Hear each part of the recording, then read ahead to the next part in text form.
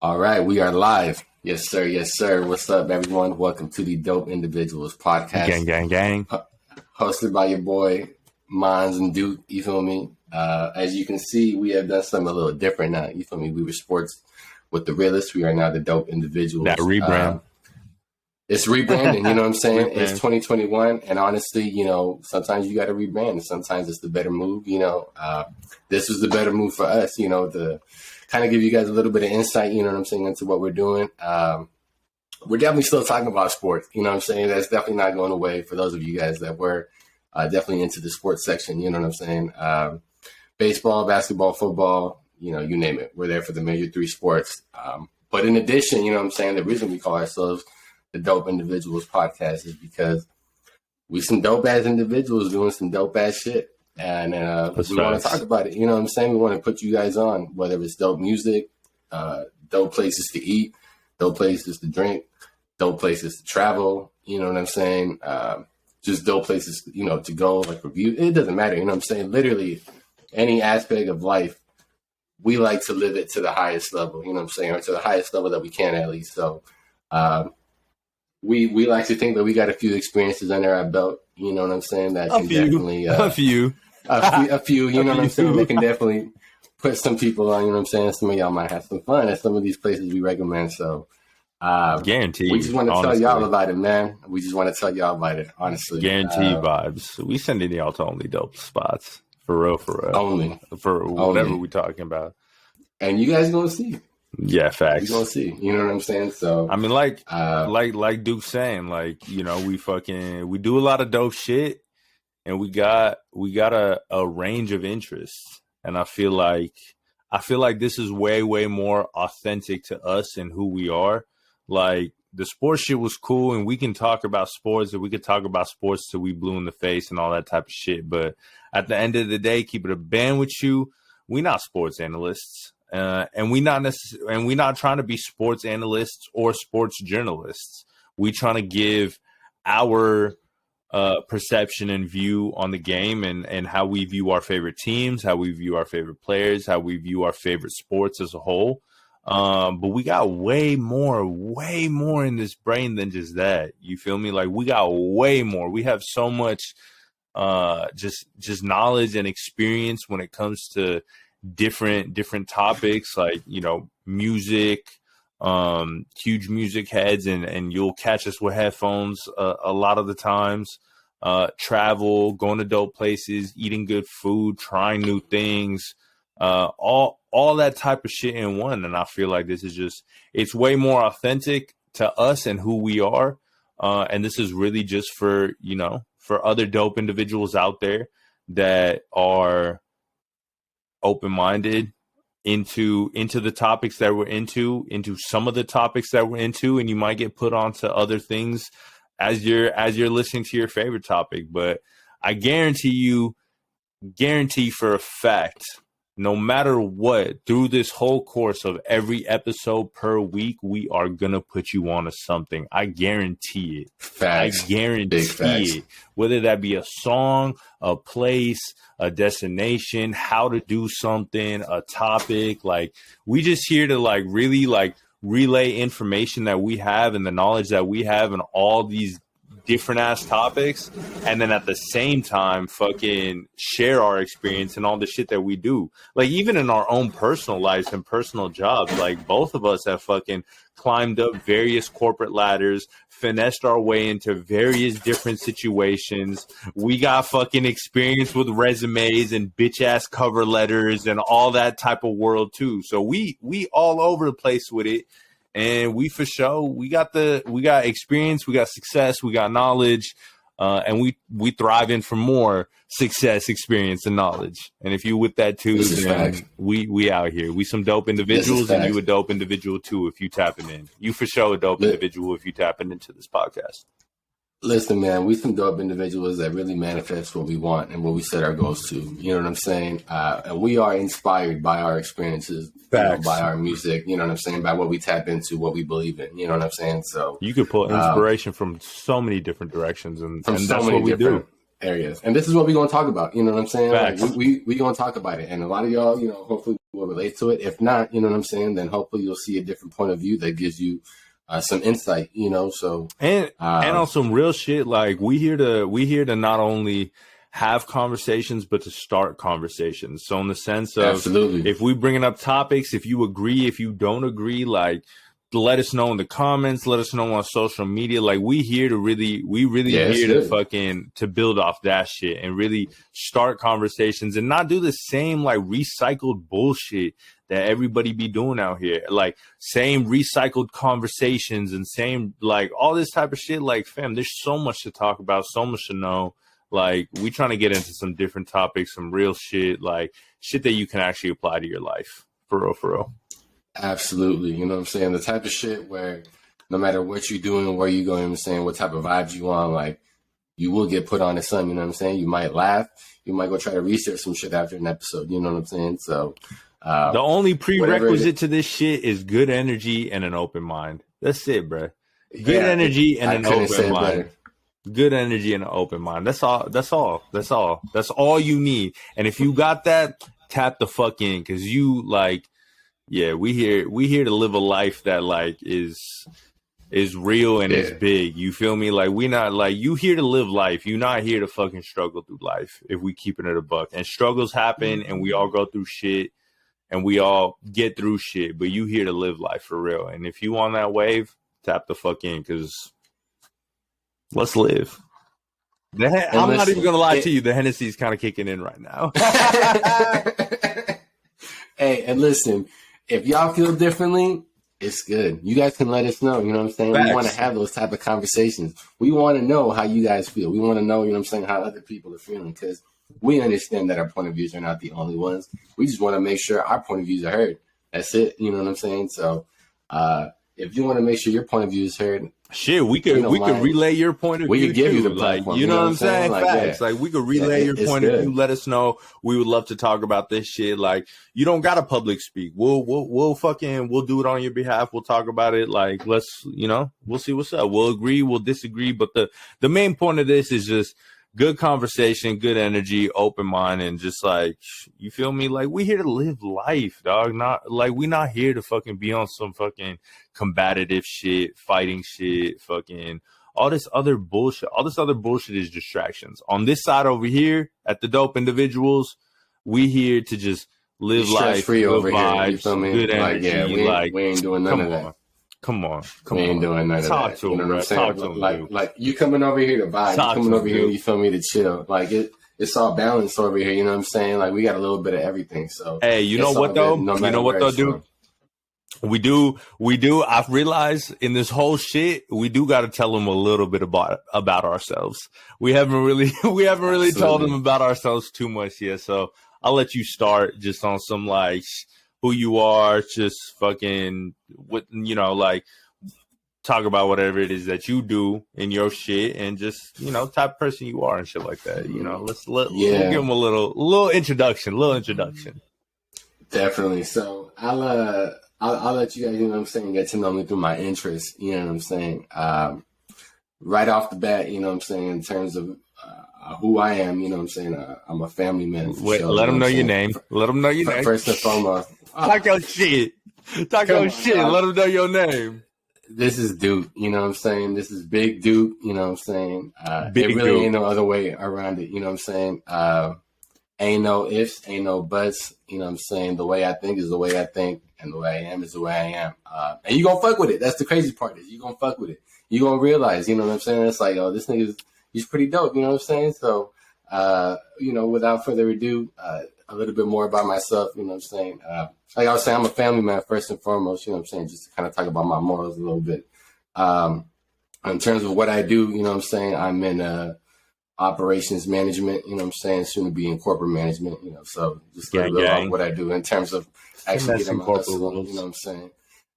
In terms of what I like to do, you know what I'm saying? I love to watch sports. I love to kick it, you know, friends and fam. More importantly, I love to travel, you know what I'm saying? I love to experience life. I love to do a bunch of crazy shit, if I'm being honest with you guys. So you wouldn't be surprised, you know what I'm saying? For those that know me, obviously know I got a bunch of crazy ass stories, you know what I'm saying? So no matter what it is that we're talking about. I definitely got a story. I definitely got some info. I definitely got a little bit of background. You know what I'm saying? I am full 100% Latin. You know what I'm saying? I'm Nicaraguan and Salvadorian, just to be specific. You know what I'm saying? So shout out to all my Latin people for sure. You know, I hope y'all tapping in. We could definitely talk about different cultures. Hey, and it's Latin Heritage Month. And it's Latin Heritage Month. Easy. You know what I'm saying? So on this shit, we definitely gonna talk about different cultures as well. You know what I'm saying? When it comes to cultures, me and Mons love exploring different. Hey, cultures, you can't talk about travel without talking about culture. If you travel and don't take in no culture, you don't travel. I don't give a fuck. Easy. You know what I'm saying? So that's a take for y'all. That's the first take for y'all. Easy. As you guys can see, this is the second take for y'all. As you guys can see, I'm a Giants fan. We're winning the division. I don't give a fuck what y'all say. I don't give a fuck who's trying to put up money. You know what I'm saying? The Dodgers are not winning the division. You know, I made a few bets with some of my old friends in the beginning of the season, you know, when everyone thought it was a fluke. And look where we are now, motherfucker. So, you know, that's just who I am. You know what I'm saying? Definitely a big Giants fan. I am a big Niners fan as well. You know what I'm saying? For all my NFL fans. I was born and raised in the Bay Area, you know what I'm saying, in San Francisco. So definitely a hometown kid when it comes to those sports. But, you know, a little bit different than most. You know what I'm saying? I rock with the Lakers when it comes to basketball. Hey, shout out Kobe, R.I.P. Kobe, but nah. R.I.P. Kobe, easy. It's Warriors gang over here. It's Lakers gang. We got 17 chips. You feel me? So, when I'm talking basketball, this is the crazy part. I'm a bigger Lakers fan than I am actually a Giants or a Niners fan. And I'm a pretty big fan of all three, you know what I'm saying? But Lakers is what I've been since I was like 2 years old, you know, if not before. So that's who I am, you know what I'm saying? I'm definitely proud to show it, you know what I'm saying, just in terms of how I act. You know, I never mind being different. I never mind standing out, you know what I'm saying? I never mind kind of being on my own, doing my own thing, being on my own mindset. You know, I believe in leading by example, you know, so that's just how I move, you know what I'm saying? That's just how I am, and those that know me know, you know, so enough about myself. I'll give it to Mons, you know, to kind of introduce himself. Yes, sir. Hey, lead by example, though. That's real. That's real as fuck. That's definitely an attribute that we share for sure. Easy. But it's your boy Mons, a.k.a. Air Mons, a.k.a. fucking shit. Mons Global. Cognac Poppy, a.k.a. Mons Global, a.k.a. Man, I got so many names. I renamed. I done all this so shit. Many. But so it's, many. You know, main thing for me, Mons. He like P. Diddy. You feel me? Main thing for me is Mons, but, you know, the new shit is definitely on all my handles at Air Mons. That's just me manifesting that I'm going to have my own fucking aircraft one day. I'm gonna for sure do that. I'm gonna do that. That's the first time I'm saying this shit like out loud into the public. But that's me manifesting that I'm gonna have my own aircraft one day. Now, if your it's own available, aircraft and your own airlines. You feel me? Let's be real. You feel me? Aircraft and airlines, we fucking out here. So talk big. You feel me? Let's talk big money shit. Big money shit for big real. Big money. But yeah. So I mean, shit. Day job. I work in tech. Outside of that, for sure, I'm an entrepreneur. I've been fucking different businesses. I have experience in a multitude of things. Shout out to Vibes Collected. That's a record label. Shout out Mac Woods, artist. Shout out my Mac boy. Woods. Shout out Mac.net. Mac.net. That's my boy. Go search him. Go stream his music for sure. He just dropped a new project, but that's the music side of things. I got music out myself. But more than that, like, you know, I'm a travel vlogger. Most of my content is around travel, and really just trying to put people on to dope ass experiences. And for me, every travel spot that I go to and everything like that, travel to me is something that's like a super passion, just because, you know, I always feel like I come back better than I left. You know what I'm saying? Like every time I land from a destination, I always feel like I come back better than I left, because I'm gaining so much perspective, learning about so much culture, and learning about different way of life when I'm traveling, that when I come back, like I could take that newfound perspective and really apply it to my life in different ways. So I always feel like I grow on every trip that I take, every place that I visit. And that's why it's close to me, and that's why that's such a big thing, because it's also like memory wise, like them trips are unforgettable. And in this life, one of the biggest like values that we have is memories. You know what I'm saying? Like that's the shit that you agree. That's the shit that you know what I'm saying? Like that's the shit that you look back on. That's the shit that you could really, that's how you fucking really form those relationships with people. That's how you relate to people. That's how you fucking, in so many different ways, like that's such a big value in your life that I feel like society itself doesn't really talk about that much, but memories are really like some of the biggest things you have. Because when you are, you know, however years old, you're remembering back to those times and you're like, damn, like I've really been living lit. Like I've really been living life. I've really been doing shit. Like shit is so sick. Like like on some just like really looking back shit. Like I love my life type shit. And like, that's just what we strive to do. You know what I'm saying? That's just what we strive for. And so I'm very much into that. You can catch my content, like I said, Instagram, fucking TikTok, all that type of shit. Definitely got a lot more, you know, content on the way. And then, you know, entrepreneur and also, you know, products and different shit like that. I got some ventures on the way, and just let them know. We talk, like I said, we some individuals that fucking have a lot of interests and can talk about different topics and have a lot of different experiences. You know what I'm saying? So like, there's a lot of upcoming entrepreneurs today, and that's fucking dope as hell. You know what I'm saying? Like that's dope as fuck that so many more people are like willing to take a bet on themselves and fucking really make some money. Like there's billions, trillions of dollars circulating just around this country. So like we could all go get this bag for real. There is so much money out there to be made. You know what I'm saying? Like it is disgusting. I have no idea. That's what I'm saying. Like let's go secure this fucking bread and make a lives for ourselves. So on some just aside from being dope of individuals and all that type of shit, we some two brown boys that are just trying to come up. Brown boys in different ways. I'm full Indian. My guy's Latin. I fuck with the Latin community tough. Like that's, you know what I'm saying? Like and we fuck with the Indian community tough. You know what I'm saying? That's like how it works. We all in this together, especially in our age group. I feel like especially in our age group, we really learned the aspect of like intermingling with other cultures and fucking with others and really like understanding everybody's plights. And like, we all got a common goal. We trying to get to this fucking bag and make some change, bruh. And that's what it is. That's what it is. That's who I am.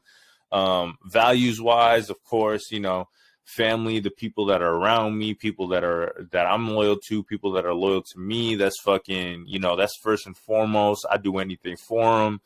And that's just shit that I stand on. Like there's just certain values and morals and principles that I stand on, certain code, and some people understand it, some people don't, and however you live your life, that's for you. But like, yeah, I feel like I definitely subscribe to a particular code, and I definitely feel like that's something that definitely, you know, for us both, that like brings us together, because I feel like we both subscribe to a similar code. And just, that's facts. You know, just getting into like, you know, we some dope individuals, right? But we some dope friends too. And we two homies linking Absolutely. Up. I think I've known you for 12 years. Is it 12 years? Like probably like a little later in high school for me, like type shit. Met you closer, definitely like a long time. College. Like listen, y'all, it's definitely been over a decade. And you know what they say about friends over 7 years, like shit like that. That's the statistic, over 7 years. But at the same time, I've had friends that I've known for over 7 years that I've had to cut off. Like just know that there's a balance to this shit, and you don't take disrespect is all I'm gonna say. Don't take no disrespect. That's a message for y'all. You feel me? Don't take no disrespect from any of your homies. Nothing like that. But as far as like people that I'm really down with, people that I really know, yeah, we've known each other for like a decade plus. So that's just something about us, like, you know, and we've seen each other grow. We've seen each other just fucking like do different shit, get into like, you know, get into different bags, get into different, what's it called? Like even our own personal lives, jobs, all this type of shit. We've linked, we've had those conversations, a number of like sessions, number of parties, number of outings, number of all this bunch type of different shit. types of bruh. fucking experiences. Yeah, You know what I'm saying? Different locations, different aspects, different walks of life, from all different types of, you know what I'm saying? Whether it's highs, lows, deep shit, you know what I'm saying? Like just, hey, shit that's temporary, you know what I'm saying? For the night, it don't matter. You feel me? We've been through a lot, and that's kind of just to let y'all know, you feel me, that all this shit is authentic. All this shit is real. You feel me? None of this is fake. None of this is staged just to talk about. yeah, you know just to talk about some shit.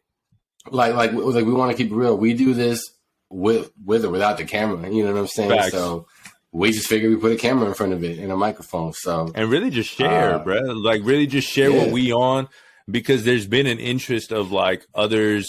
You know what I'm saying? Like there's so, like, let's put it like this. There's so much dope shit in this world that like there's so much dope shit that I have no idea about. At this moment in time, there's so much dope shit that I have no idea about. But there's also so much dope shit that I do have an idea about and that I do have knowledge on. So I'm going to share all the shit that I do have knowledge on that's dope as fuck that y'all should check out. And at the same time, we going to grow through this podcast and keep experiencing new shit, keep doing dope shit, and keep bringing y'all with the fucking flyest shit that you can do. Like dead ass. Like your favorite celebrity can't even do shit like me. Like this is they could show off the flex. They could be like, all right, cool. Like I just blew a bag in this store. I just fucking went here and did some really 5-star shit and all this type of shit. But as far as travel, activities, and like really, really getting into some dope ass shit, fam, your favorite fucking celebrities, entertainers, whatever's can't even fuck with me. Your favorite travel vloggers can't fuck with me. This is just me. This is just me getting my shit off right now. None of y'all can fuck with me when it comes to fucking how to go about traveling, how to go about finding the dope shit, and how to go about like really fucking making some experiences, some lifelong ass memories. And like that's just me talking my shit. Again, Hennessy has kicked in a little bit. Sipping Henny Black. Hey, it's some light, but like that's just me talking my shit. And this is real. This is the crazy part, is that we've been doing this shit. You know what I'm saying? This shit ain't new to us. We've been doing this shit for years. We've been doing this shit for fucking years. It don't matter whether you got bread or whether you don't got bread.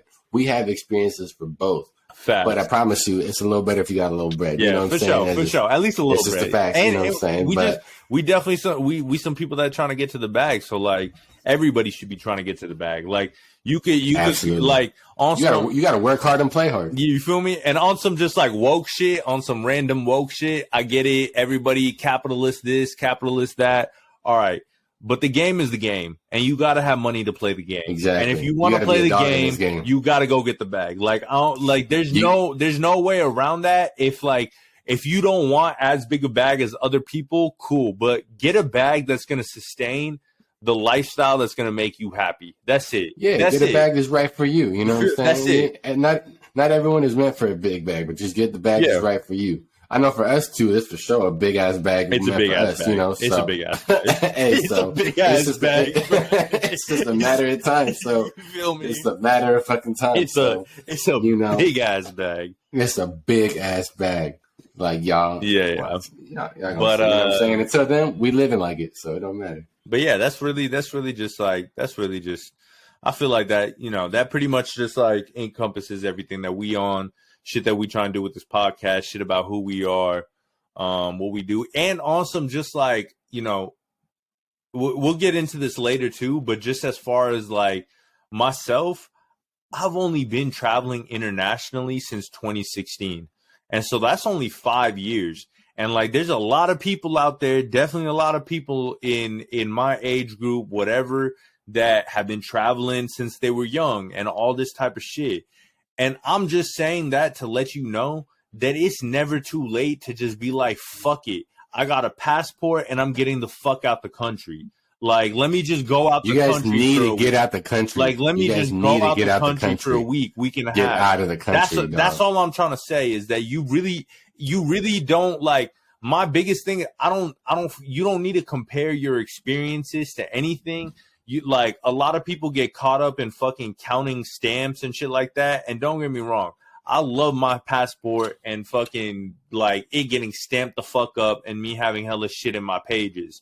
But at the same time, you don't need to compare that shit. Like, go at your own pace, get out the country, collect your stamps at your own pace, and it's never too late to pick that shit up as something that you want to do. I don't care how old you are. You could be like, boom, oh, I can get a passport. Let me go get that shit. And let me start fucking putting some fucking stamps on my passport. Like, even if Mine's is absolutely right. Even before the passport shit, even if it's just like fly domestic and go to different cities and see what way of life is in different cities and just experience different cities. Like, I did that before I started traveling internationally. I was just city hopping. You feel me? So it's just like, this is not even on some like, oh, don't get me wrong. I've been traveling domestically like since I was younger and shit like that. But as far as like really, really, really traveling, I really got in my bag in my adult years. So whether you can relate, whether you can't relate, whether you can relate or can't relate to when you're getting to that bag, this is just to say like, you can get into that shit whenever. Whenever. It don't matter if you're 20. It don't matter if you're 60. It's real. There's shit for everyone to do. You know, there's good experiences for everyone. And the crazy part is we got fucking experiences for every motherfucking age group. This really shit don't really matter. Facts. Like y'all really gonna find out. You know what I'm saying? So I'm also here to encourage you to do that shit when you're younger and while you're on your path. Don't be on some like, oh, I'm gonna wait for this to happen to be able to do this. I'm gonna wait for this to happen to be able to do this. Because if you do that, you're going to be waiting around for a long time and life is going to pass you by as you're not collecting these experiences. And I think these experiences are important in terms of shaping the type of person that you want to become and the type of shit that you want to do in this life. Absolutely. So yeah. Anyways, who you are. That's the introductions. We got a little long winded with it, but it's really on some like, yo, this is the Dope Individuals podcast. We talking about a lot of different shit. And tap the fuck in with us. Like, we not sports analysts, we just realists. That's it. Like, we just realists and we some fucking real ones and we coming to give it to you fresh, new, and then fucking like just real authentic shit. Like, we not on here on some formal shit either. You see we cussing like fuck right now. Like, we not here to fucking be on some, we don't give a fuck. Yeah, bro. We not here to be on some formal shit or nothing like that. We here to fucking like talk how we actually fucking talk. And not put on no fucking front or face and nothing like that. Like, this is just us. This is just we out here. Cheers. And this is one of the reasons we kind of transitioned, you know, and kind of rebranded. It's because, you know, we really wanted to show y'all fully 100%. You know what I'm saying? What we about. You know what I'm saying? The type of individuals that we are, which is dope. You know what I'm saying? So, I'm not Stephen A. Smith. I'm just Mons, bro, and I'm lit. Yeah. Yeah, dog, and yeah, we ain't nothing on that hype. You know what I'm saying? We ain't trying to do none of that shit. Y'all gonna see. You know what I'm saying? This is gonna be your everyday type of podcast. You know what I'm saying? Your everyday type of conversation that you have with your homies, that you have with your homegirls. You know what I'm saying? It's just real. We just gonna, you know, talk about what we talk some shit, talk experiences. You know, and you gonna get put on to something. It don't matter what it is, but you gonna get put on to something. I promise you that. You know, facts, 100% facts. But fuck it, let's get into some shit. Let's just start off like obviously shit. This is the first podcast, but you know what you've been up to recently. How's your week? How's your weekend? We gonna start the pod off like this. Very much, you know, we trying to catch some updates, see what's up. Like, what's up with you, bro? What's up with you, dude? Been chilling, dog. You feel me? I just been busy as always, you know, but recently I took a trip out to San Diego, you know, and I went out for a few days on the weekend, you know what I'm saying, on Labor Day weekend, actually, as a matter of fact. And nice. It was cool. You feel me? It was a nice little getaway. Great weather, great food, great drinks, you know what I'm saying? Definitely explored it all, you know what I'm saying? I definitely took the most of my experience there, my time there. You know what I'm saying? I had a great fucking time, man. You know, I put together. I'm keeping it real. You know what I'm saying? Just give it to him. San Diego's lit. San Diego's lit as fuck. San Diego is lit as fuck. You know what I'm saying? Like, if you guys haven't been there, you definitely got to go there. If you just like going out to restaurants, you know, it don't matter what type of food you into. You know what I'm saying? If you just like going out to bars, bro, I still don't know there, you how know I haven't experienced that place like adult yet. Like, I don't know how I've not been there yet, bro. Like, I mean, I'll keep it real. It was my first time in a long time. You know what I'm for saying? sure. So, It was definitely nice to go out there again. It definitely has a SoCal type of vibe. You know what I'm saying? For those of you guys that have been to SoCal, you know, it's the type of vibe where it's like, you know, everyone looks good, everyone's feeling good. You know what I'm saying? Everyone's just trying to have a good time. You know, doing their thing. They're doing their thing, you know, and at the same time, everyone's trying to stunt. You know, everyone's trying to be on their shit. Yeah. But it's cool. That's what makes it part, you know, of the vibe, you know, out there in SoCal. Obviously in San Diego, you know what I'm saying, and especially with Labor Day, it was a lot of, you know what I'm saying, hella fucking people out there to keep it real, you know what I'm saying? So shit was busy. Your boy was out there on a little scooter and shit. I ain't even gonna lie to you. That shit was lit as fuck.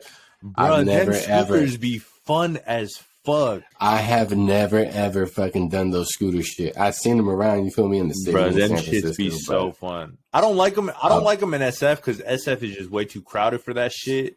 I feel like, but like in some places that have like a little like more wide open area, like wide type of sidewalks or just like a little bit emptier streets, them scooters be going off, bro. You just be moving. You just be moving through places. Bruh. I'm telling you. So the way I use them, and it's probably not the way you're supposed to use them, but I don't give a fuck. You know what I'm saying? So on Friday, Saturday nights, hey, don't admit to nothing. Don't admit to nothing illegal. Nothing nothing that's gonna get us compromised. We got an episode 2 to do after this. All I'm saying is I may or may not have gone to the bars, you know what I'm saying, and scooted in between. You know, the bars. that's all right. You know, you was just having a Coke. You was just having a Coke. Yeah, dog. All I had was, you know, just Coca-Colas, you know, it's the Mexican Cokes, you know, so. Some light, some soda, going from bar to bar. Sugar, I was on some sugar rushes, you know what I'm saying? It was 100%. A good time, you know. Obviously on the scooter, you know, I was following all guidelines. You know, I wasn't on the sidewalk. I wasn't speeding, you know, 30 miles an hour, so. Just moving at a good pace. Really had the scooter under control. Yeah, I'm fucking with shit. I was doing all that shit. You know what I'm saying? So I was having hella fun with that shit, dog. I was fucking weaving in and out of people. You know, that shit. Look, let me tell y'all this. Obviously, when y'all go out to travel, right? When you guys go out and you're in big areas, even if you don't travel, even if you're just in your area and you got a big city around you, right?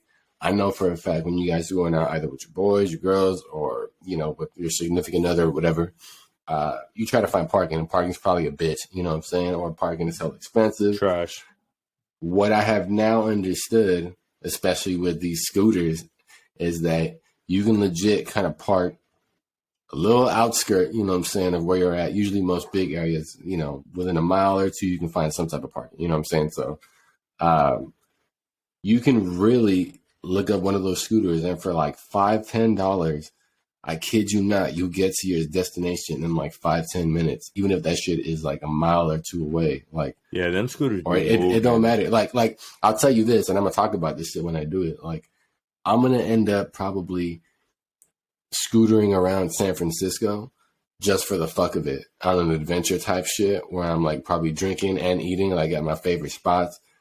Just to fucking do it, bro. Because fuck, I know that city like the back of my hand. So I'm, bruh. We out, bruh. Don't go to Pink Elephant. Do it. Oh no! If I go to Pink Elephant, no. You're not even gonna make it on the scooter. That scooter needs to be a self-drive. If that's the case. Facts. A Tesla scooter. Give us a scooter. That's fact. I'm weak. For those of y'all, there's an inside joke, but me and Mons are some legends at the spot called Pink Elephant. You know what I'm saying? We've had some legendary moments there. A lot of moments.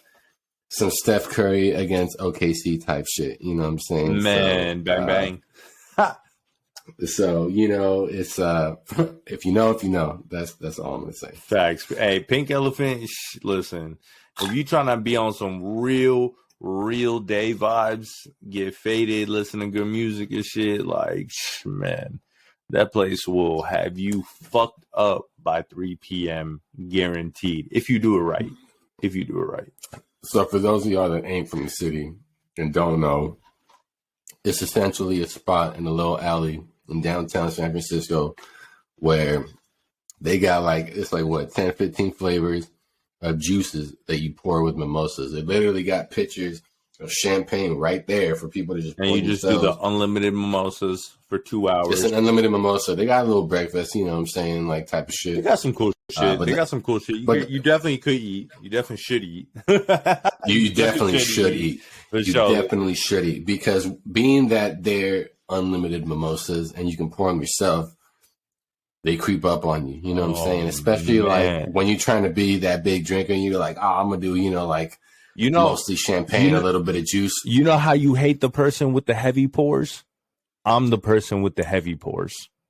I'm the person with the heavy pours. There is no sweet drink with Mons. There is no. You get a slight sweetness, but you're not getting the full sweetness. There is no. Yeah. I am heavy pour king, and so when we talking about mimosas and that shit, I'm talking like juice, 2 splashes at the most. You're not doing more than 2 splashes. You're not doing more than 2 splashes.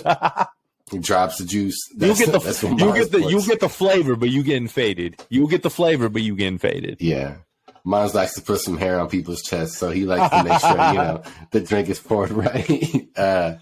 But you know what I'm saying? That's essentially what I don't even know what it is, you know what I'm saying? I think my record is either like 11 or 13 in the 2 hours. Bro, I took like 12. I think I took like 12. Like right 13, up there. That sounds about right. And that day, that was that day. So faded. I think we had to take like 3 different Ubers that day just because you had to take 3 different Ubers. It happens. I was missing for 20, 25 minutes. Shit happens, you know what I'm saying? But to let y'all know, it's not just because of the mimosas. We were fucking taking shots at like 9:30 in the fucking morning. Bro, like these shots had bacon on the glass. Listen, these shots had bacon on the glass. Maple syrup whiskey with fucking orange juice as your chaser and a slice of bacon on top. That shit tastes like breakfast. Facts. So and we probably had like 3 of those. We had 4 of those motherfuckers before we even got to fucking. So just know, like, it wasn't just Pink Elephant, but we was for sure fucked up. We was on one. It was definitely on. That shit was like down the street too. I forgot what that bar was called, but that shit's like 2 blocks down. I forgot what that shit was called too. Yeah, it's down the street from Pink Elephant. For those of y'all that aren't from San Francisco, just know. If I were to look it up, I can probably find it. But yeah, for sure. Just ask for breakfast shots. Every bar you go into, just be like, "You guys got breakfast shots?" I guarantee you, breakfast shots crazy. Breakfast shots. It's the new thing. But yeah, that's what's up. But yeah, dog. Dog. That's what I was up to. You know what I'm saying? Just nice little trip in San Diego. I didn't really do nothing crazy. You know what I'm saying? I just went to eat and drink, and enjoy myself, and relax. You know what I'm saying? Had to, make sure that I got some Portos on my way out. Anytime you guys are in Southern California, let me tell you right now, you need to visit Porto's Bakery. They got like 6 or 7 different locations. I ain't even getting paid to promote them. You know what I'm saying? I just fuck with their food, their drinks, because they're so fucking good. So, cheese rolls, guava cheese rolls. Anytime you guys are in Southern California, especially like LA area type shit, you guys need to visit this bakery. They got croissants, they got sandwiches, they got all types of rolls, all types of cakes, types of fucking almost like this shit is fire. It's a Cuban bakery. It's a Cuban bakery. Yeah, this shit is fire. Like, they got a lot of Cuban dishes aside from the pastries, like the cheese rolls and the guava cheese rolls are like what they got popular for and what they're really, really known for. And you should always get them shits because them shits is fire. But the potato balls are fire. I had a Cuban sandwich from them before. That shit was fire. I've had some drinks from them before. Like, this shit is just some guava like this shit is really just consistently fire, like across the board. So every time, whatever you into, like, you for sure gotta stop. You for sure gotta stop in Portos, bro. Like that shit. And they even fucking now you could order from their website and get frozen shit delivered to you, and you could bake it in the oven. Like, and again, we not paid to promote this shit, but this shit is really fucking good. So like, if you can't go to SoCal, I would definitely recommend going fresh, live, and in person and getting it. But if you can't do that and just want to try this shit, definitely would recommend ordering this shit and fucking baking it in the oven. I have not done it yet. Don't know what the quality is like, but I imagine like even if it's a tier below how it is going to Porto's, it's still going to be It's still fire. better than most bakeries, yeah. Fire. Yeah, it's still going to be fire. 100%. My only advice to you guys, if you guys do end up going live in person, is get there early because there's a fat ass line. Or do mobile pickup. Or order ahead. Yeah, or order ahead. Do mobile pickup. But if you're doing mobile pickup, you gotta order like the day before because you gotta reserve. Yeah, like you gotta reserve like a time slot and shit. Like this shit is busy. Busy as fuck. This shit is busy. It don't matter which one you go to, they're all busy as fuck. This shit is busy. So that's that was probably the final highlight of my trip. You know what I'm saying? I'll kind of deep dive into it maybe a little later. Facts. But what you been up to, dog? You feel me? What's good with you? Shit, man. Just been fucking obviously working, grinding on a few other projects and shit like that. Went to LA over the weekend. Had a little wedding. You know, it'd be wedding season towards the end of the year for sure. There'd be a lot of weddings. I feel like in this like last stretch of the year, but went to a wedding. Their venue was crash a wedding. Yeah, that'd be lit as fuck. I haven't done that. I want to do that at least once. That would be hella fun. At least once. But fucking their venue was dope. It was on a fucking it was like on a racetrack. It was the fucking it was the fucking what's it called? The Santa Anita racetrack in LA. I think it's like in Pasadena. But that shit was just like they had like a little cocktail hour, like kind of in the stands ish. Like they're not even stands because like they're like it's like the section group type shit. I don't even know how to explain it, but there's like various sections and like TVs at the sections and shit like that. But they had like a little cocktail hour out there, but you could see the racetrack and the fucking like view and shit like that. Like there was a hella dope ass view in that shit. And then like inside this bitch, it was hella nice. But then they had this fucking like I'm a sucker for speakeasies. Speakeasies are my shit. Like speakeasies are my fucking shit. I like speakeasies. I fuck with those. You feel me? So this spot apparently had like a little speakeasy type of room. So like next to the bathroom, there was this little room. You go through the room. And like in the room, it's like a little hallway that looks like kind of like a little closet for just like jockey equipment because it's at the raceway. Like so, it's just like various jockey equipment and shit like that. And then there's a door at the end of that hallway where you put a code in, you open that shit, and then it's like this little lounge. Got like a little bar set up, got some couches, some tables, some just like private, like secret ass like location within the venue. And I was like, yo. This is sick as fuck. Like I'm a sucker for all that secret doors, secret lounge, speakeasy, like low key in the cut type of vibe. I fuck with that shit tough. So the fact that they had one like within their venue was sick. Like just went to the open bar, grabbed a drink, skirted off to the speakeasy real quick, just to kick it, just to vibe, just to really, just like, you know, taking some peace, quiet, a nice drink. Like, you know, the open bar gets kind of wilding after you get like 5, 6, 7 drinks in, like, you know what I'm saying? So that shit was lit. That shit was lit for sure. But yeah, you know, other than that, just been working, grinding, all this shit. Got some, you know, obviously got some content on the way, got some fucking various shit on the way, but we here, we live, we lit. Absolutely. Well, shit, that sounds pretty dope, dog. It definitely sounds pretty dope.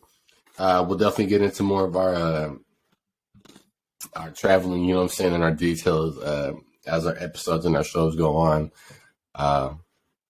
But, you know what I'm saying, we'll just kind of be in the introductory episode, you know what I'm saying, we're just giving y'all a little bit of oversight, a little bit of overview, you know, so you'll hear a little bit of hints here and there. We'll definitely go into details as time goes on. Brad, did you see the fucking the Packers game tonight? I caught some of it, honestly, because I fucking needed I needed Jamal Williams on the Lions to fucking have a good game. Have a game like he had last week against the Niners to fucking win my fantasy football matchup this week. And it didn't happen, but that's why I was tuned into the game. And, you know, fucking Aaron Jones was going off. Fucking, he racked up like 3 touchdowns, some shit like that. It was like, listen to this. The Lions were up at the half, and then fucking he just went off. Yeah, Packers were just like, fuck it. It's time. It's time to get there. We can't lose to the Lions. That's what they said. So in my fantasy league, for those of y'all that don't know, we play fantasy football.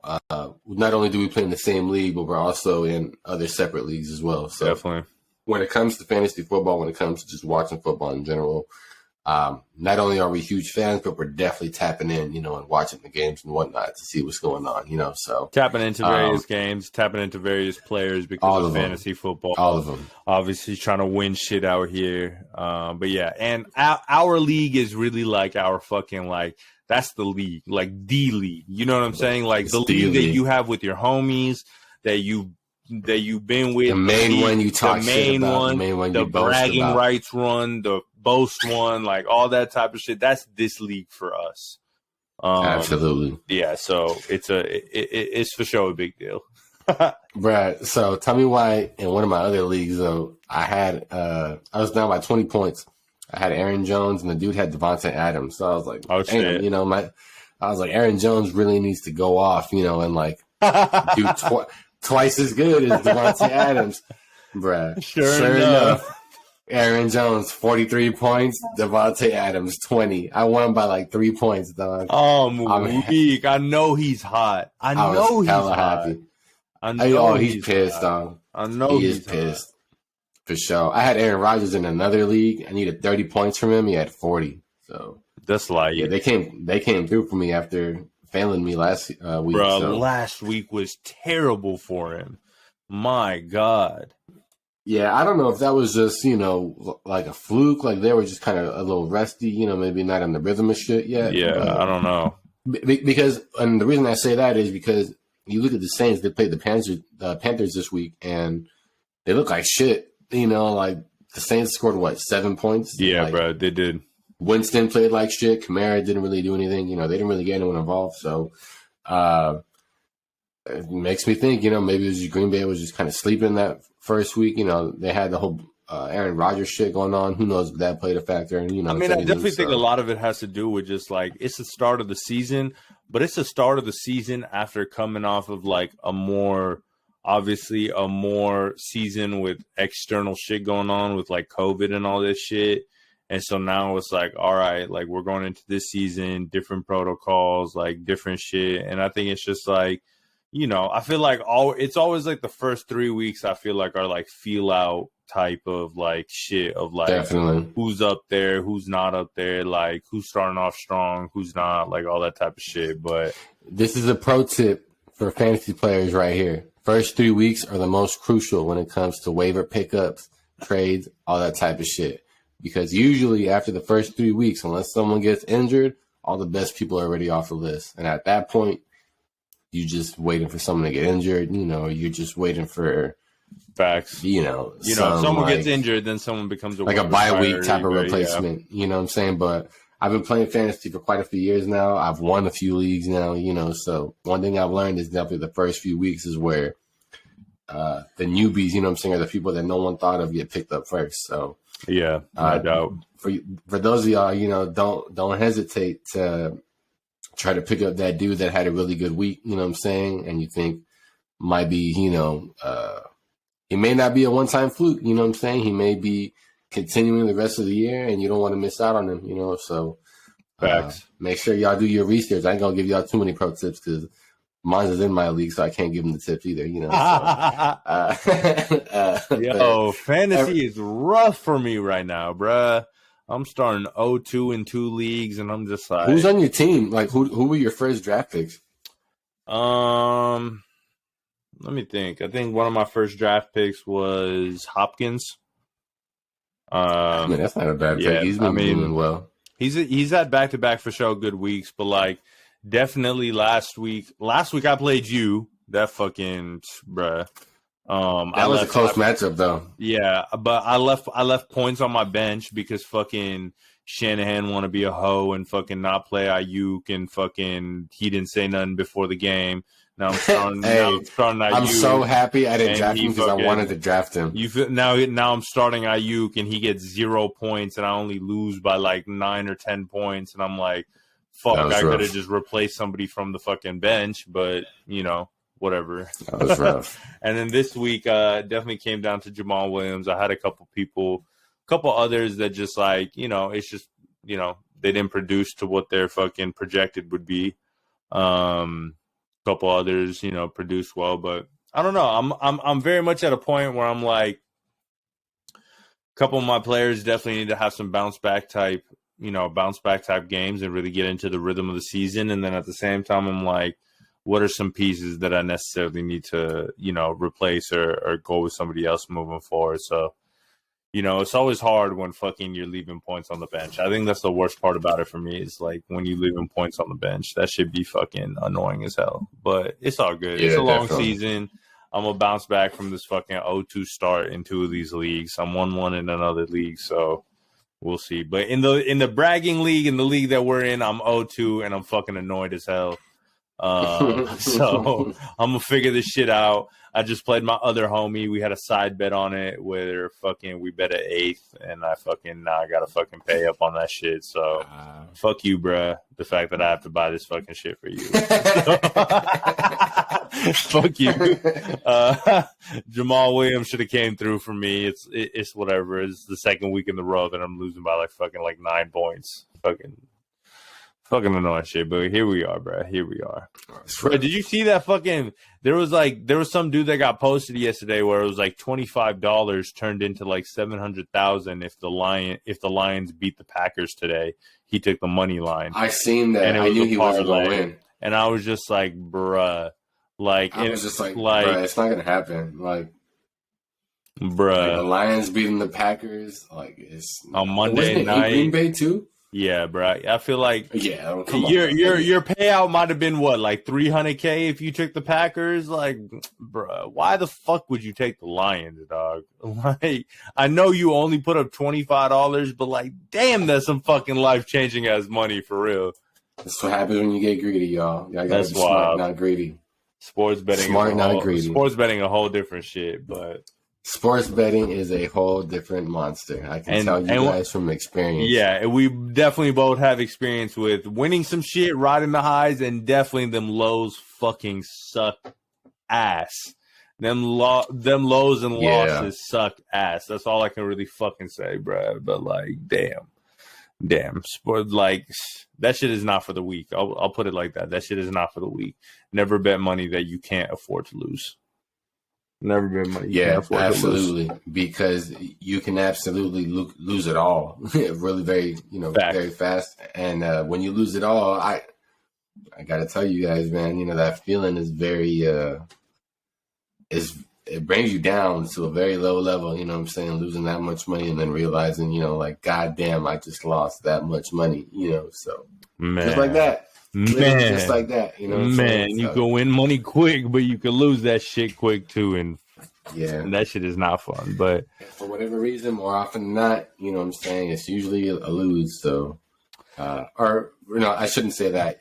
Odds are against you when it comes to most shit like that, So, but yeah. So I mean, fantasy football, we'll keep you updated. Like Duke said, we in the same league, so we can't give too much sauce because we'd be fucking giving too much sauce to the opponent as well. But we'll definitely we got money on this league. We'll definitely talk about some more general topics. We'll talk about the players that we have and like records, how we're producing, all that type of shit. Definitely waiver wires can be your friend. Don't be afraid to drop people. Don't be afraid to pick people up. But man, right now, let me ask you this, dog. Running backs is a little shaky right now in the league, though, because there's not that many running backs that are producing, bro. There's not that many running backs that are producing, bro, and it's fucking like if you didn't get one of the best ones in the draft, man, that position pretty is tough out there on that waiver wire. Like, that position is tough as fuck.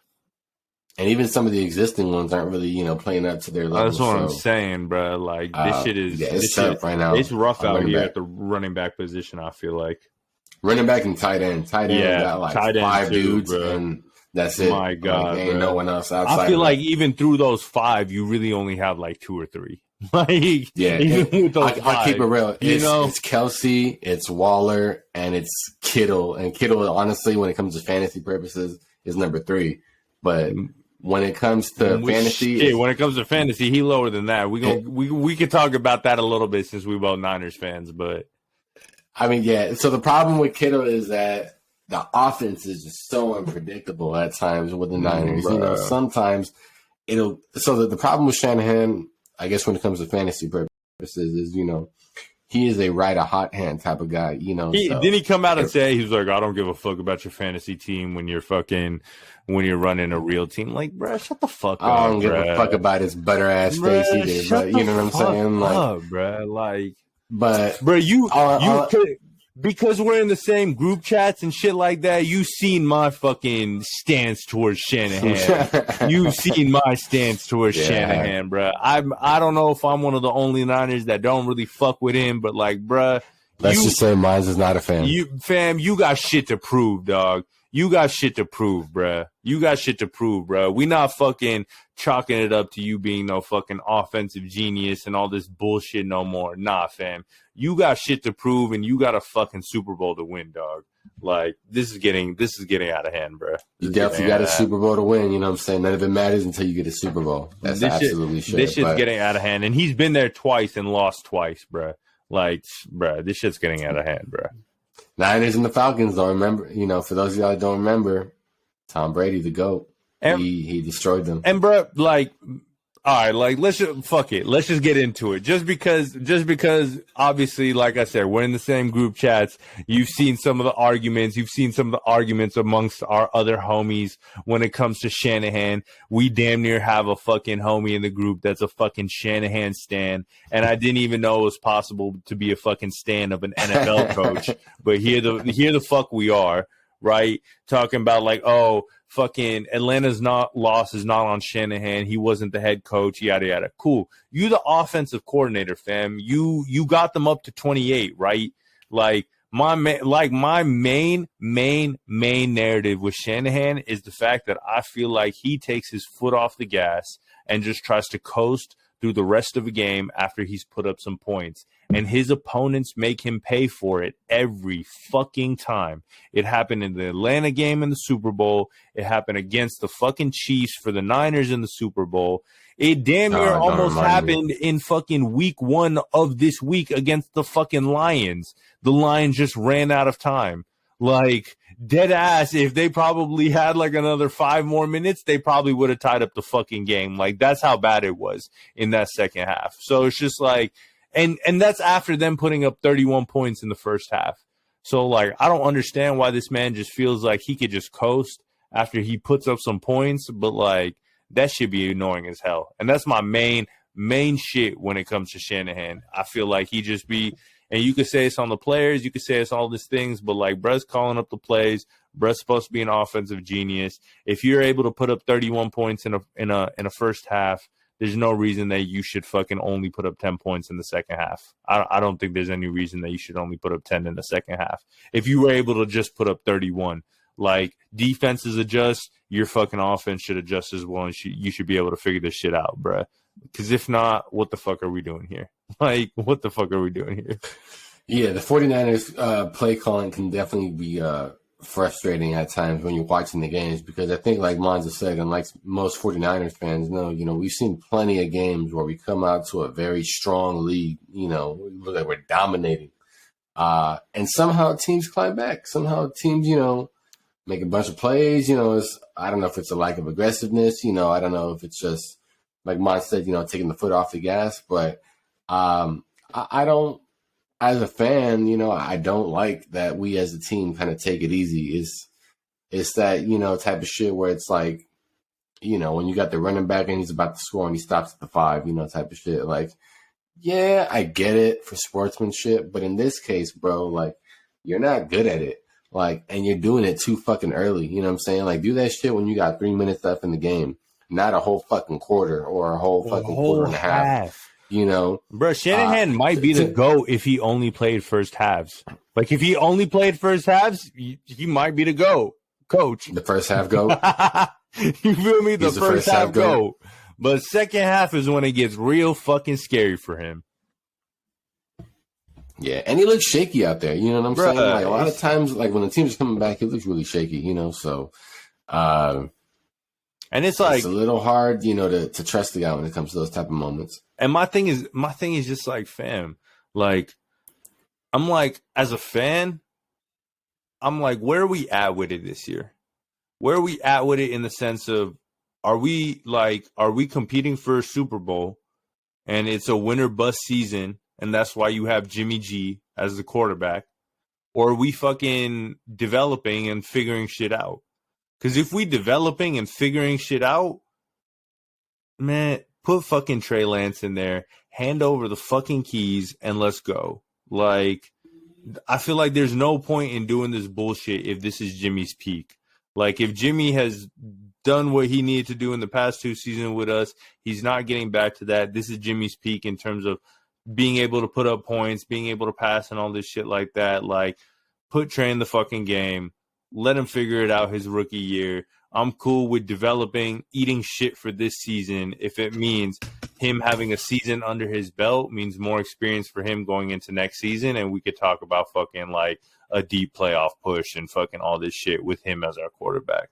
Like, I just feel like where are we at with it? Like, is Jimmy taking us to a Super Bowl this year? Because if Jimmy's not taking us to a Super Bowl this year, I don't think there's a point in playing him. I'm gonna keep it a buck. Like, we drafted a QB for a reason. We drafted a QB that high and traded up for a reason.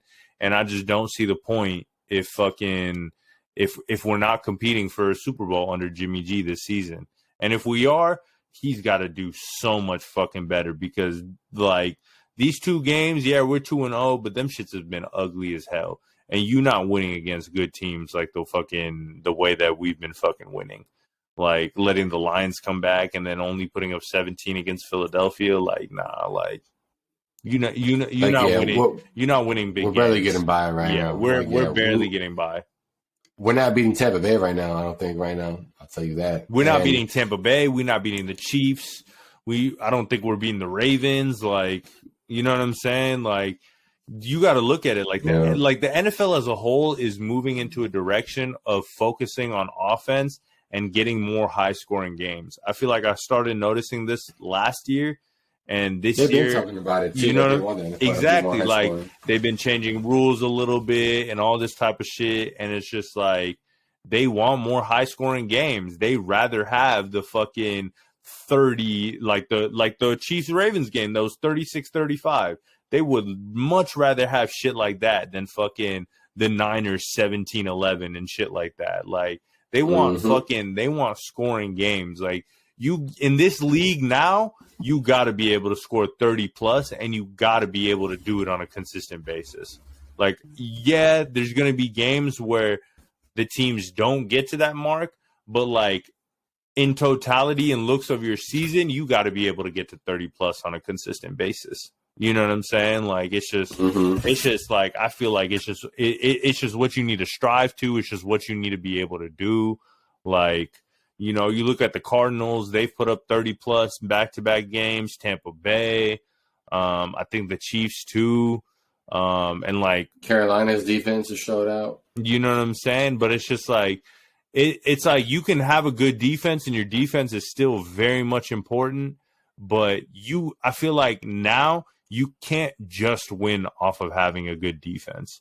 You have to fucking have a solid offense too.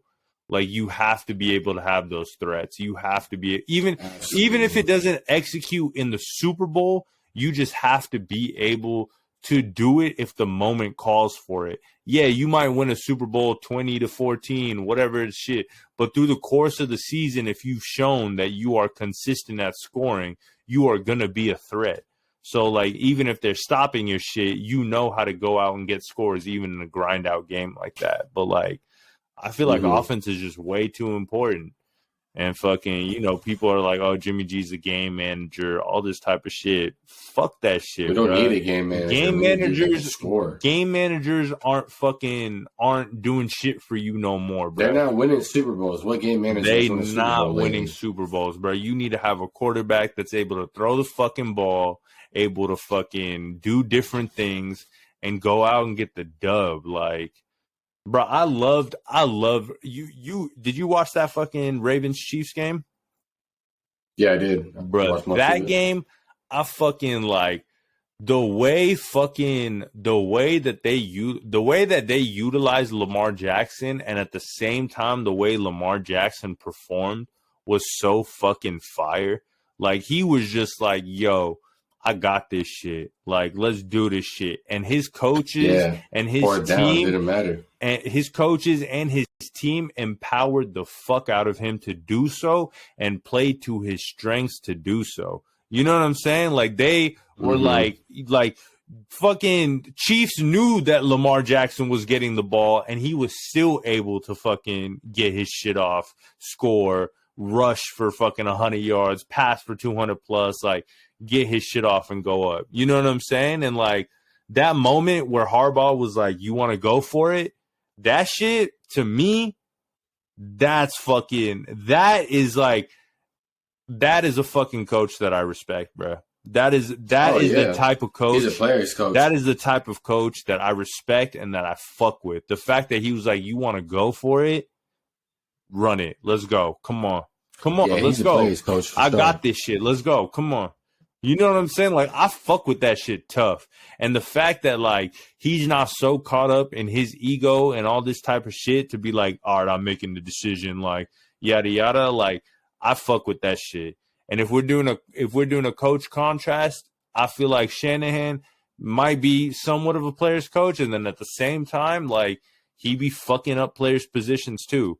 Like what we've seen with Ayuk and all this shit, and like just what we've seen, I'm just like, bruh, you could be doing so much more. Like, there's no reason Kittle should be fucking only like 8 or 9 targets, and we're 2 games into the season. Like, get your fucking best player the ball and let him fucking make some shit happen. You know what I'm saying? Regardless if we're 2-0, you need to get him involved.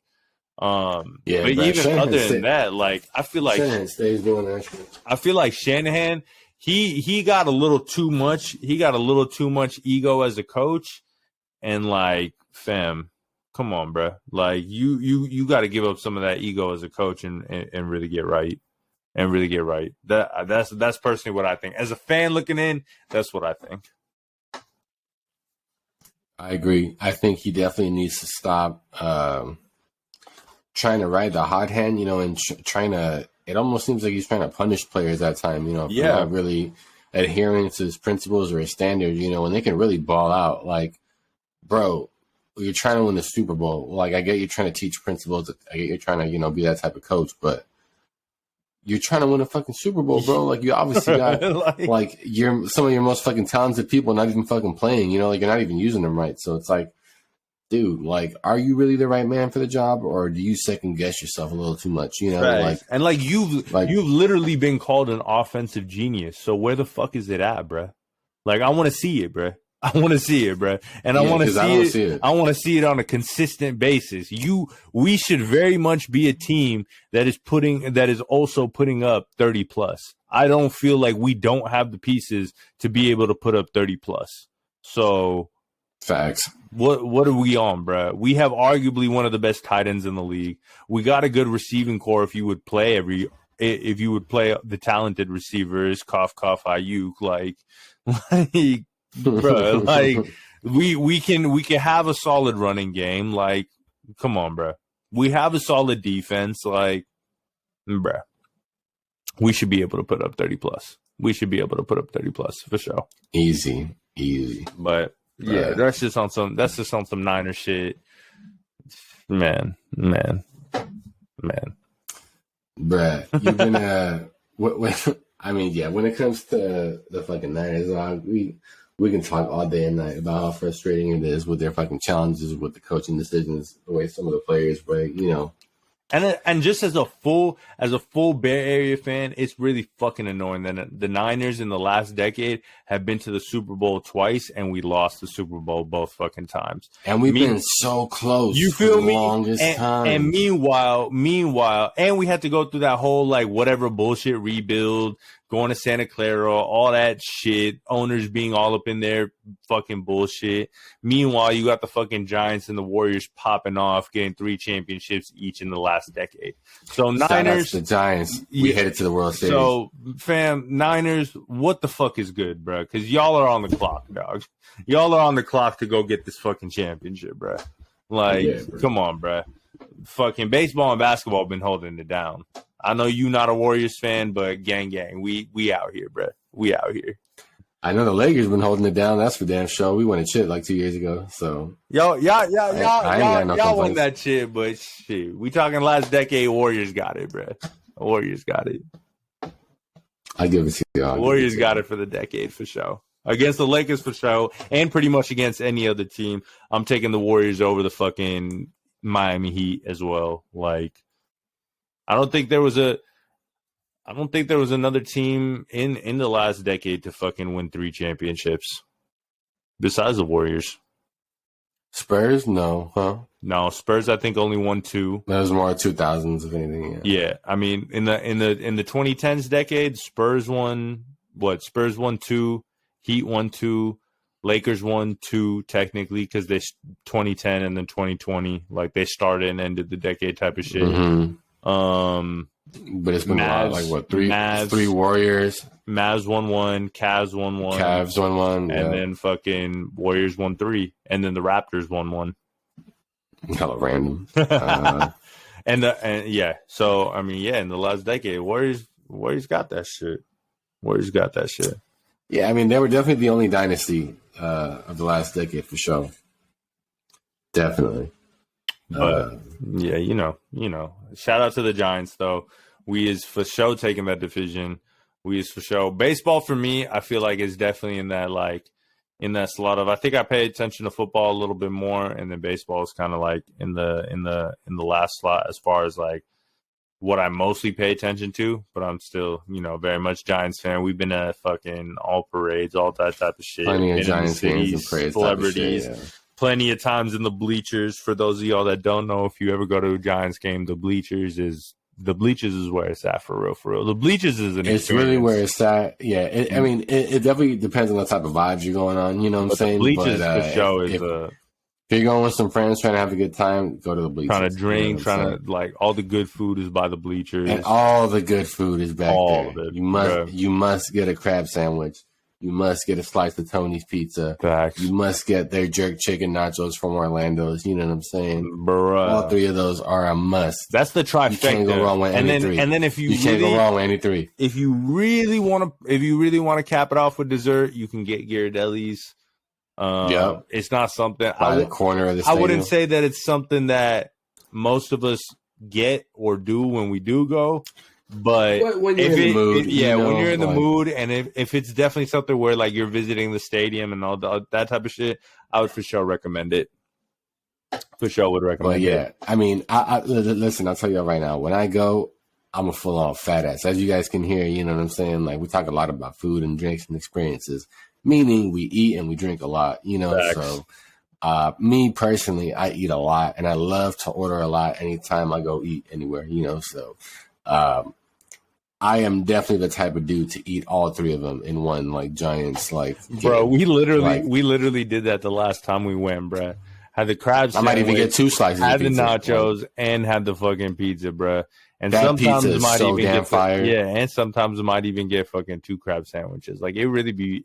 Oh, wild. crab sandwiches are so easy to get too. This is a long ass line. That's the only problem. Man, for real, bro. But they're so. Oh man. Man, I'm just getting hungry. Good. I'm getting hungry just thinking about that shit, bro. I know. And right? Order honestly, fucking pizza. Facts. And like dead ass, that's the only place that you can get that crab sandwich too. Like it's not available outside, like at a restaurant or some shit like that. Like, nah, you definitely can't get that at a restaurant. That's there, bro. Like that's a staple, bro. I think the MLB did some shit of like staple food things in different stadiums. They said the Giants was the Ghirardelli Sunday, but that's because they not really tapped in, and we really tapped in. And they don't really know. Yeah. The staple of fucking Oracle Park is the crab sandwich, and then everything comes after that. I would say that sandwich. You obviously got the garlic fries too. Yeah, you definitely got the garlic fries. If you can only eat one thing there, you have to get the crab sandwich. And then I would say following that is the nachos and the pizza. Oh, I'd put the pizza second, dog. But that's me. Yeah, I personally love fucking pizza. I would say those are interchangeable. I would say the pizza and the nachos are interchangeable depending on your mood. Definitely. But the number one thing that you have to try if you in that fucking park is the crab sandwich. Unless you're allergic to crab, you have to have that shit, bro. Like I would, like the garlic fries are cool, bro. Honestly, the garlic fries are cool, but like I don't know. I've never really I feel like I've never really had the garlic fries and been like, damn, like these were fucking just like. You know what the problem is that they get hella soggy. They're hella soggy ass fries sometimes. Hella soggy, bro. Like, you know, that's no one wants if you can get them fresh and hot, like, yeah, bro, you on, bro. But a lot of times they be soggy as hell, and it's just like, man, I'm not even trying to do this right now. That crab sandwich will never disappoint you, bro. Ever. Never. Ever. Never. It's never have. Never has. Ever. In terms of drinks, if you're at the Giants game, you're trying to have some good drinks, the best spot by far, I mean, if you're not in the club section, you know, you got the bars right there. Right behind the bleachers, all the way at the bottom, there's a little area where you find food and drinks. There's a bar down there. Right next to the pizza spot. Right next to the quote-unquote 415 club. All right there is a nice little, like, actual, like, I guess their most open bar there for sure. You can actually order custom-made drinks there. It's not just canned margaritas and shit, you know, so. They've been really trying to push that shit. Nah, we still trying to get the real drinks. That canned margarita shit is gross. That shit is disgusting. I don't fuck with it. So, you know, that's just how I feel. Canned cocktails are not the wave. Like, it's like they're not the wave. If you have to do it, fine. I'm trying to get on the level. But if I really, really, really got a choice and an option, bro, I'm not choosing a canned cocktail. At all. At all. At all. At all. But yeah, we live. Yeah. Brad, so I know we got to get into this for sure. What did you think? So for those of y'all that don't know a little bit of context, you know what I'm saying? Me and mines obviously are some hip hop heads, you know what I'm saying? So we listen to a lot of music, a lot of hip hop music. Got a couple albums right there. You know, promote your shit, dog. Promote your shit. Let them know. Just on there. Just, you know, just on the wall. You know, got to have Nip. Got to have Victory Lap. You feel me? Yeah, you feel me? That. So we got to let y'all know. You feel me? As if it wasn't for copyright, you know what I'm saying, we would slap our playlist. You know what I'm saying? A little bit more. But maybe in the future, you know, we might get some shit figured out. But, you know, we listen to all types of hip hop. Me personally, you know what I'm saying? I grew up on old school hip hop, you know, so 90s hip hop, Snoop Dogg, Tupac, you know, Biggie, all them dudes, even 50 Cent, you know what I'm saying? Like a bunch of dudes early up in the beginning, you know, I grew up on, and as time went by, you know, I kind of just deep dived into that shit, and I love all types of hip hop, you know what I'm saying? Whether it's old school 90s shit, 2000 shit, you know, the music video fucking era, whether it's trap shit, you know, whether it's conscious shit, you know, West Coast, East Coast, Southern rap is a favorite of mine, you know, New York shit. It don't matter, you know, I got an ear for all that shit, you know, so it don't matter whether you're slapping some Future in the car, you know, or whether you're slapping some Big Crit, you know, or you're slapping some fucking Too Short, you know, like it don't matter. I can fuck with all of it, you know what I'm saying? I slap all of it. Other than hip hop, I listen to a bunch of other shit. You know, I listen to all types of music. You would be surprised at what I listen to. You know what I'm saying? So, when it comes to music and understanding it, you know, I would say I have a nice little background, you know, just from all the different types of ranges of music that I like. I literally mean, I like all types, though. I really don't. Only one that I'm not really super into, you know, is like heavy metal, death metal type shit, you know, and like I'm not getting into no heavy metal, and like I'm into house music, you know, but like real techno, like synthesizer, computer shit. I don't know about all that, you know. So yeah, and some shit is just like I fuck with just when I hear it out. Like if I'm hearing in a different place, I might fuck with some shit that like I've never heard of before, like. Yeah, never listened to before. You know what I'm saying? So 100%. We definitely like to get on different vibes. But with that being said, you know, obviously we had 2 new albums come out recently in the hip hop world. Rap and hip hop is the ones, though. Rap and hip hop is the ones. Oh yeah, rap and hip hop. Well, they talk about those are the rap, hip hop, and R&B. That's my shit. I mean, as far as like coming up and shit, I mean, I listened to obviously all the '90s music, etc., but definitely like my first shit, like my first favorite rapper was 50 Cent, and it was around the time of like Get Rich or Die Trying. As far as like age wise, I'm over here in fucking elementary school listening to this shit. Like I'm watching MTV music videos before school. I'm just like catching PIMP in you feel me? school. Catching what the vibes is, PIMP going crazy. In the club was my shit. Fucking just like so I mean, but like definitely as I got to like from elementary school, I feel like as I got to middle school is when I really, really got more into it. Just in terms of like researching older music, learning more about like the artists themselves and all that type of shit. And then definitely just like since then, I mean, I feel like for us too, like we like y'all may not know about this shit, but we grew up on the MySpace days. And in the MySpace days, you had to have the song on your page right. You had to have your profile when someone comes to your page, your shit, it needed to be lit. You feel me? Like when someone comes on your page, they is listening to some shit. So you better fucking make sure you representing your shit right. And then it got to a time too where it's like the one song shit turned into like you might have like 3 or 4 songs that just fucking like different shit. A little small playlist. You feel me? But like MySpace is how we started coding. Facts. But you know, growing up on the MySpace days, it's like that song was representing you. You know what I'm saying? So it was really like that was who you were. Yeah, it was almost like a different connection to music because you was very much like, yo, every time you come to my page, like this is the slap that you hearing. You know what I'm saying? So like that shit was serious. That shit definitely developed a lot of fucking music taste and just like the shit that you into and all that type of shit. For sure. Yeah, that's no lie. That is all facts right there. You know what I'm saying? Back in the days, in the MySpace days, if you went on someone's profile, especially if you didn't know them, you know what I'm saying, you caught a song on there that you was fucking with, you're like, this person's dope, you know what I'm saying? Like, this person's cool. You might add him as a friend or some shit, you know what I'm saying? Good times. That was definitely a long-ass time ago. But mine's right, you know what I'm saying? We come from those times. I think we are the last of a dying breed when it comes to shit like that.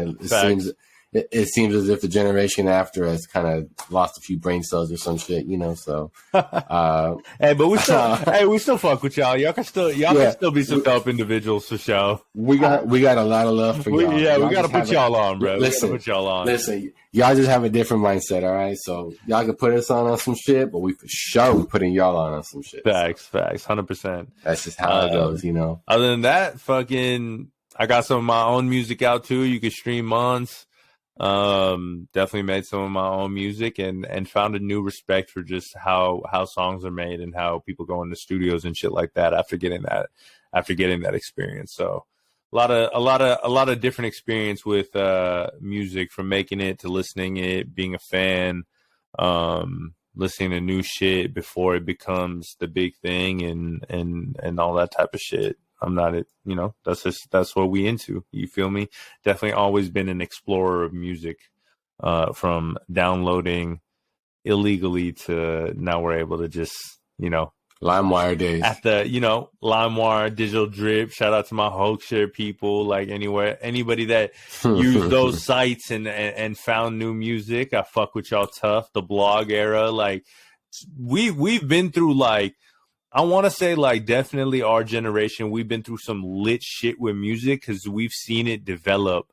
We have seen it turn a whole fucking corner, yeah. We saw it go from nothing to something. Yeah, we've seen it develop with the innovations of technology, and like shit is crazy. You know what I'm saying? Like we've seen music develop with the innovations of technology and the different like, you know, obviously shit that you have access to. And we're definitely living in a time where like music is more accessible than ever. And that's fire. That's fire as fuck. Like, yeah. I think that's like the dopest shit about that is that like music is now more accessible than ever. And I think music is at a spot, no matter what anybody might tell you, oh, this is dead, this is that, whatever type shit. Like, there's way more music nowadays for everyone from fucking like mainstream fan bases to subcategory fan bases to whatever genre you're into, you can find some shit that you're gonna fuck with, whether it's a small artist, a medium small artist, the biggest artist in the world, whatever type shit. Like, you can find some shit that you can fuck with in a multitude of different genres. So I think music is in one of the best spots ever in the world. I don't know if everybody would agree with that sentiment, but I definitely think that it's in one of the best spots ever, because it's like, you're always going to have the old music, you're always going to have the classics, and you're always going to have people that get to go back and discover those things for the first time ever. And then you have people continuously to innovate today, put out new music and give us new soundtracks to our lives and to our vibes and vacations and all that type of shit. Definitely. I can 100% agree, dog. Speaking of albums, you know what I'm saying, and music and new shit, you know, obviously two of the biggest names in hip hop, you know, came out with albums recently. So, you know, we can deep dive right into them, you know what I'm saying? So, first one that came out, I believe, was Donda, if I'm not mistaken, by Kanye West. Man, he should have dropped on the same day, bro. I don't know if it was him. It would have been nice to see the label, but like the real ones remember that whole Kanye 50 Cent shit. You remember when they was dropping the album? They dropped on the same day, trying to see who had better numbers. Like they did that shit. Like, I don't know. Like, I feel like if it wasn't Kanye that released it, it was definitely someone behind the scenes that was just like, listen, we not letting this happen, bro. Because, we're not going into a competition. I'm like, nah, dog. We're not letting you do that. That's bro over there. Like, that's bro. Yeah. Like, we're not letting you do that. Came out on a Sunday. You tell me, dog. So I'll let you go first. What are your opinions and thoughts on Donda? So, I listen to, all right, I'm going to put it like this. Kanye as a whole, right? I haven't listened to an album by Kanye since The Life of Pablo. I didn't listen to Ye. I didn't listen to Kids See Ghosts. If he's put out any other shit, didn't listen to it. Heard some of the little features that he did. I remember he did that whole shit with fucking Lil Pump.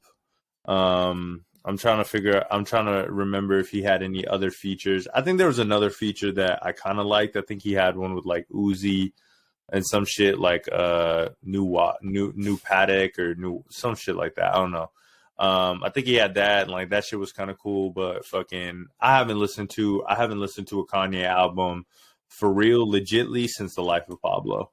And The Life of Pablo was cool. Like, you know, there's definitely some joints on there. Definitely some joints on there that I would go like revisit and that type of thing. But I don't know. Kanye to me, like as a whole, I definitely grew up on Kanye. I definitely loved Kanye when I was fucking, you know, when it was coming up, like College Dropout, Late Registration. Like I bought them CDs, you know what I'm saying? Like I went to the store, bought them shits for sure. Like Late Registration, fucking Graduation is my shit. I think personally that's the best fucking Ye album.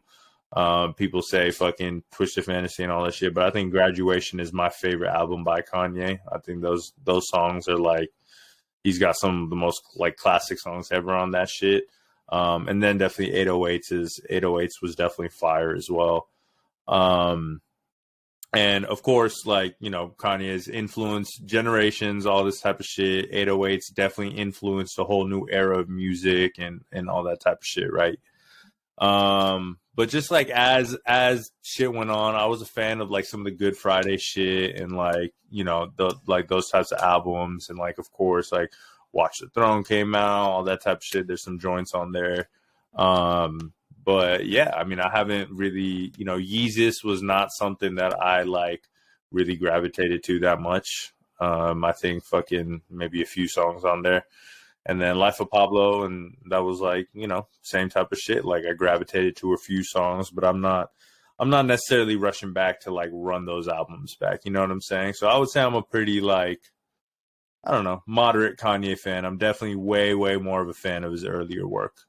And way more like go back to, you know, that type of shit. I have a playlist on my shit fucking that is like Louis V Air Yeezy, or Louis V Polo Air Yeezy, some shit like that. Like that whole era of him fucking, you know, being with Louis Vuitton, being Nike'd out, being fucking, you know, all that type of shit. I'm definitely with that vibe, that polo shit. Like I'm definitely with that vibe, Kanye. So getting to this album, I was like, all right, I'm gonna listen to it. You know what I'm saying? Like it's got some hype, like all this listening parties, all this type of shit. Like I'm trying to see what bro on. You know what I'm saying? I gave it a listen when I was on a flight. So like it had my, like, you know, when you're on a flight, it kind of has like your undivided attention. You know what I'm saying? Yeah. Like I got my over the head earphones in, my Beats, so I'm not fucking hearing none of the plane sounds. It's all just like this. Downloaded the album before the flight and was like, I'm gonna give it a run. Gave it a run for the first, like, you know, all the way through, right? And so just going through the track list, like I made like a fucking best of Donda type shit, of like what I thought was the best, and fucking I came away with like, I don't know, maybe like 9 songs out of the 27. And even from those 8-9 songs, I'm gonna keep it a buck. Like some of them are just kind of like, I wouldn't say that they're reaches, but they're not necessarily some shit that I'm going back to replay over and over again. And so if I'm going back on just like replay value, like there's only really like maybe one, two songs on here. Like I really felt like, and the thing is too, like the songs that I'm fucking with, it's like, it's because of, obviously the production is good. Like bruh is really good with the production and like really making music and like that shit like really, you know, stick out and all that type of shit, right? But as far as like the shit that I'm fucking with, like I'm more so fucking with like the features on this shit. You know what I'm saying? Like I'm more so fucking with the features on this album than I am with like Kanye West rapping. You know what I'm saying? And just in terms of some of the songs, like Jail was for sure cool. And of course you have Jay-Z on that shit. I feel like a lot of the people were like really like, yo, the baby's verse was fire. We're glad he got added on to that shit, all that type of shit. And like, I don't know, like there was nothing really about like the baby's verse that fucking like really like stuck out to me. That's like, oh yeah, I want to go run that shit back. But like, you know, to some people that shit was like an amazing verse for them. God Breathe was cool. I think that's the one with Travis. That shit was smooth. My favorite song off this shit is Off the Grid. And I mean, you could hear it in the name why I fuck with that shit too. Just off the grid. We off the grid. Like that shit is fire. And what's his name? Fivio. He smoked his verse. Like he went off on that shit. And Kanye's verse was cool too. But yeah, he smoked that shit. And then Hurricane was cool. I mean, you got The Weeknd and Lil Baby, like over some dope production. Like that shit was for sure solid. A lot of people like Junior a lot. Like I don't know, like it was cool. I don't know if that's necessarily some shit that I'm like rushing to go back and like replay or nothing like that. The song with Thug, I think it was Remote Control. Like that shit was cool. I don't know. I don't know. I'm just not like, none of them was just like really, really sitting with me where I'm like, yo, I gotta fucking go back and like really fucking fuck with this shit. And then the other shit that I really liked was No Child Left Behind, but only for like the first like 30 seconds or some shit. I don't know who bruh is that's featured on that shit, but there's like a certain like section and loop of that song. I think it's right in the beginning that I really fuck with, and then like that's really about it. But yeah, I don't know. It's not. I'm not gonna sit here and trash the album. That's not what I'm gonna do. But as far as me personally, and just my personal playlist and like replayness, if you would. Like I very much judge music off of replay value and how much I'm going back to like, you know, listen to this music over and over again. I want to hear it in different settings and like all that type of shit. And so, yeah, it's not really hitting for me all that much. There's really only like a couple songs, and really the only one that I really want to go back to is Off the Grid. That's like that's for sure best song on the album for me personally. But it's not an album that I'm rushing to go back and like listen to or even been listening to. I did that one playthrough. I listened to Off the Grid a few times, but I haven't really been listening to it much since that like first 3-4 days that I fucking was listening to it. Damn. Well, I mean, I definitely feel you, dog. This is what I'm gonna say about Donda. You know, to provide some context, you know, I used to be a really big Kanye West fan. You know what I'm saying? Especially when he first came out. You know, College Dropout, Late Registration, you know, Graduation, Dark Twisted Fantasy. I did listen to Yeezus. I did listen to Ye. I didn't listen to Kids See Ghosts. What else has he come out with recently? And then all his little features and shit, you know. Life of Pablo, obviously I listened to that. I think Life of Pablo is probably the last album that I really fucked with. Tough. But since then, dude's been just on a whole different like vibe and wave. Ain't talking about the same shit, not the same beats, you know, not the same type of like vibe. Just all over. It's just different, you know what I'm saying? My favorite album from Kanye is actually Late Registration, like all his a little bit older shit, you know what I'm saying? Late Registration is fire. Had a lot of like lyrical shit, you know what I'm saying? And I was fucking with it. That's the type of Kanye I fuck with tough, you know, but I did give Donda a listen, you know what I'm saying? I gave it 2 full run throughs at separate times, you know. Okay. You better than me because I only gave it 1 full run through. You better than me. I mean, anytime I want to give an album a serious, you know, opinion, I try to give it at least 1 or 2 or maybe even 3 run throughs, you know what I'm saying? Because I feel like sometimes I miss shit, you know, or I feel differently, you know, at times. So 2 times through, I only saved on my phone like 2 songs of that album, if I'm being honest with you. Like, and these are 2 songs that like I would like if they came on my playlist in my car, like I might leave them, you know what I'm saying? Just kind of slap them for a bit, you know. The 2 that I saved were Believe What I Say, and realistically, the only one I saved that one because of the Lauryn Hill sample. Okay. And just kind of how he used that. And, you know, the chorus is a little catchy, so I was fucking with that song.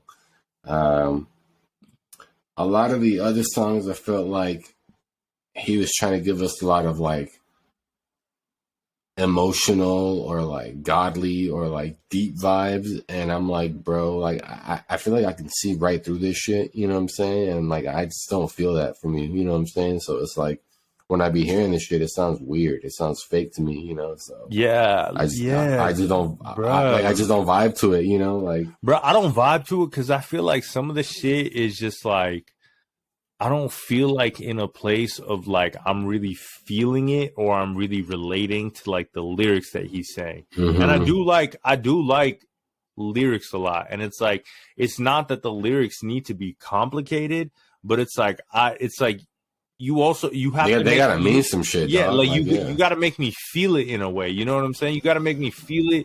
You gotta make me want to say it. That's why, like the Off the Grid shit, I really fuck with that because it was like, yeah, we off the grid.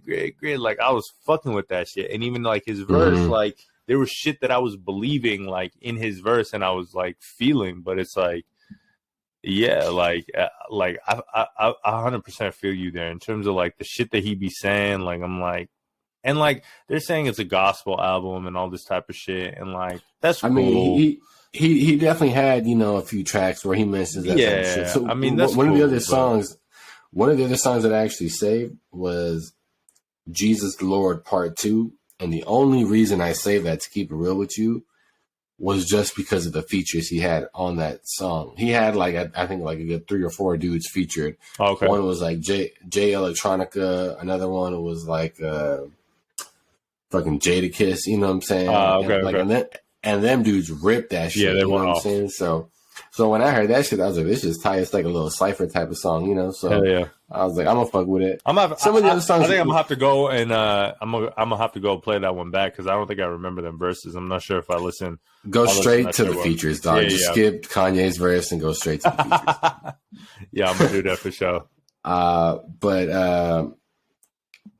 You know what? Honestly, one of the songs that I did fuck with off that album, only a part of that song was actually the song he didn't release with Andre 3000. Bro, I was just about to say that.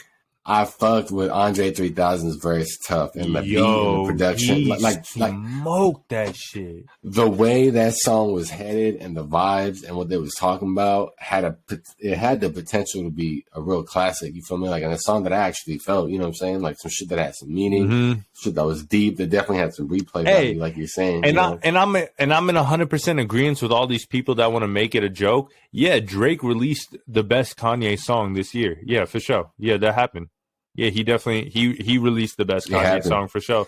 If you want to put that on as a joke on Drake, I mean, you could go ahead, but like, yeah, he did that. I'll agree with you there. He released the best Ye song, and the only reason it's the best Ye song is because that Andre 3000 feature is fucking fire. Absolutely, and that production over his feature is fucking fire. Yeah, the production is also fucking fire. Kanye absolutely took a shit on that fucking song. He should have kept it at talking about shit about his moms, talking about past experiences on the same vibes that Andre 3K was on, because not only is it a song technically named after your mother, you know what I'm saying? It's supposed to be in dedication to your mother, or so you say, you know. You got the legend Andre 3000 on here giving you a fucking classic ass verse. Classic, you know, and he doesn't even do verses like that. That's what I'm saying. Like, dude don't even be rapping and doing verses for people like that. But he came out and did one for you, and one that was dope and deep as fuck. And you treated it like that.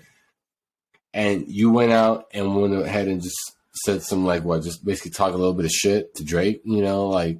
Bruh. And you know what? I saw all the takes that were like, oh, you know, like, you know, yeah, Kanye's lame for doing this, but Drake's lame for releasing it, and this, that, and the third, and all that type of shit. Nah. Fam, I'm not, but that nigga's whack for releasing shit about his son. I don't want to hear that shit. Yeah, fam, I don't want to hear that shit like, oh, Drake's whack for fucking releasing that song, and like, that's the way we had to hear it and all that type of shit. Because I'm going to keep it a buck with you. The way that he released it, I really feel like Drake really fucked with Andre 3000's verse. Like, as a music head, shit was dope, I think he really fucked with Andre 3000's verse and was this shit needs to be heard. You know what I'm saying? Yeah, that shit was dope, bro. But like, whether you're a hip hop or R&B, like, fan, like, you know what I'm saying? But at the same time, like, if you gonna use this opportunity to fucking mention my name and mention my name twice, and not only that, in the song you are mentioning that I write for you, yeah, I'm releasing that shit. What the fuck? I'm for sure releasing that shit. I'm like, what? Like, that's not even a fucking question. You want to blame someone for the reason that song got released? Blame Kanye, because if that shit doesn't exist, if that verse doesn't exist with Drake's name all over it out of Kanye's mouth, that shit doesn't get released, and we don't get that Andre 3000 feature like that. But if that's what you want to do, bruh, then that's what you gotta handle. You know what I'm saying? And I think I mentioned this to you before too, but I think he released that song specifically too because one of his songs on CLB is like a direct response to the verse that Kanye had. In terms of some of the bars that Kanye had, that shit was like a direct response to that shit. And that's how it got released, because he played that leak and then he played that song off of CLB right after on that whole radio shit. Like, I was listening to that, like, personally, I listened to that shit live. So when I heard that leak live, I was like, yo, is this dude serious? Like, he's playing this, like, he was playing this Andre 3000 verse that I had never heard before. And, like, I didn't listen to it in the listening parties. I didn't pay attention to all that shit. I guess it was out before prior. People had heard it before, right? But he's playing this, and I'm hearing this for the first time on this radio while tapping in while they're doing that shit live, right? I'm hearing this verse, and I'm like, yo, what the fuck is this shit? Like, what the fuck is he playing right now? And then right after, Kanye starts rapping, and I'm like, wait, hold the fuck up. Is he playing Kanye on his fucking radio right now? Like, is he playing Kanye for real? And then I'm listening to the Kanye verse, and then he mentions Drake's name, and I'm like, oh shit. It all comes together. I was like, this dude is petty as fuck, but I fuck with it. Like, I definitely see why you released this shit. And the shit that he was saying, I definitely see why he released this shit.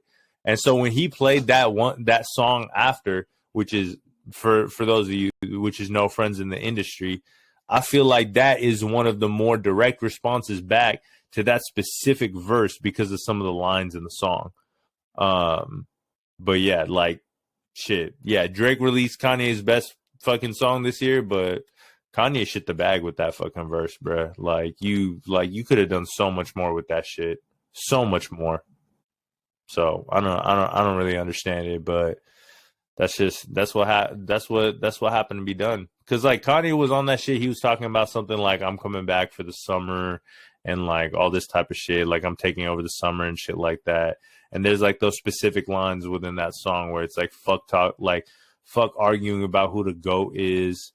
Don't be talking about the summer either. Don't be talking about numbers either. Cause we know Drake runs both those shits, but it is what it is, bro. It is what it is. Yeah, bro. Exactly. So, yeah, bro. When it comes to that, I mean, that's how we feel about Donda. You know what I'm saying? And I'm going to keep it real with you guys. I had a little bit of hope, that Kanye was somewhat going to come back to somewhat of his roots, or at least a little bit back to earth in terms of his hip hop, it just didn't happen. I think, honestly, bro, I think he should get into like a DJ Khaled type bag. He should. I think he should. Like, why not? I think he should get into that bag where he's fucking like really like produce, because the production's good. You feel me? So I think like if he gets into that bag of producing and really bringing different artists together, putting them on a song together, and like that type of shit, that type like that Khaled does and Kanye does some shit like that and does it in his own way, like I think that could be fire, because there was a lot of features on here that sounded fire. You know what I'm saying? So like I feel like if he just, we don't need to hear you rap anymore, Kanye. Like, go full on into production and putting these albums together and like get these artists together and like, go that lane. I feel like if we ever got an album like that from Kanye, I think that shit would be dope as fuck. That shit would be hard. He'd have so many dope ass features and like so many niggas that own verses and shit. You feel me? Like, so many fucking people that would fucking like contribute to that fucking album. Like that shit would be intense. Yeah, that shit would be fire. That shit would be crazy. Enough about Donda. Let's get to fucking the other, you know what I'm saying? Yeah. The other album that came out, from the big, giant in the hip hop industry, Certified Lover Boy, that came out by Drake. I think we'll it was see who's around a decade from now. As you guys can tell, Mons is a big Drake fan, and with good reason, so it's all good. Facts. I think I'll kick off, this album a little more, because I'm sure you can, probably go into depth a little bit more. But I've been a Drake fan, probably since early on, since the very beginning when he first came out, with his first shit. So I like to have seen his evolution, in terms of the hip hop industry and how he's changed the way he makes music. One thing that I really like about him is he's very dynamic in terms of making music. As you guys see, he comes out with R&B music and he comes out with hip hop shit, So I think at first I was definitely one of the ones that felt it was a little strange to see it at first, because not many people in the hip hop industry had really done that. Like most people were, if you were rapping about hip hop, and especially trying to do like the quote unquote like gangsta, like street hip hop, you weren't really making R&B music on the side, So I think Drake definitely kind of made his own, lane with it now. Now you see a lot more rappers kind of getting into that bag, and trying to, do that more. No one's been but consistent with it though. I was gonna say no one's even close to how he does it, obviously. So this album CLB, my initial expectations of it was to be boy. It was to be really honestly more of a hip hop / summer type album. Obviously, with it coming out in the summer. I feel like a lot of people expected that, or like a more R&B heavy type joint. Yeah, a lot of people expected different things off this album. Definitely was a different listen. When I first listened to it, I was a little taken aback by, I guess, how many more R&B vibe type songs there were on this album. But what I will tell you is just off my first listen, I saved quite a lot more songs than I did on fucking Donda, so we know that they're different albums, but we'll feed into the Kanye Drake shit a little bit. To each his own, to each his own. To each his own. But I would say definitely in the Drake album, I think I saved probably around 5 or 6 songs, when I first listened. As I took another listen, like I said, I like to listen a few times. I definitely added more and more songs, and it's to the point now where I think I got like probably tracks 1 through like 16 or 17 like saved. Like it's just kind of the last few ones I think are a little slow for me. I haven't really vibed with them as much, but definitely the rest of the songs I've kind of gone through little cycles of them. Like kind of how you were saying, replay value.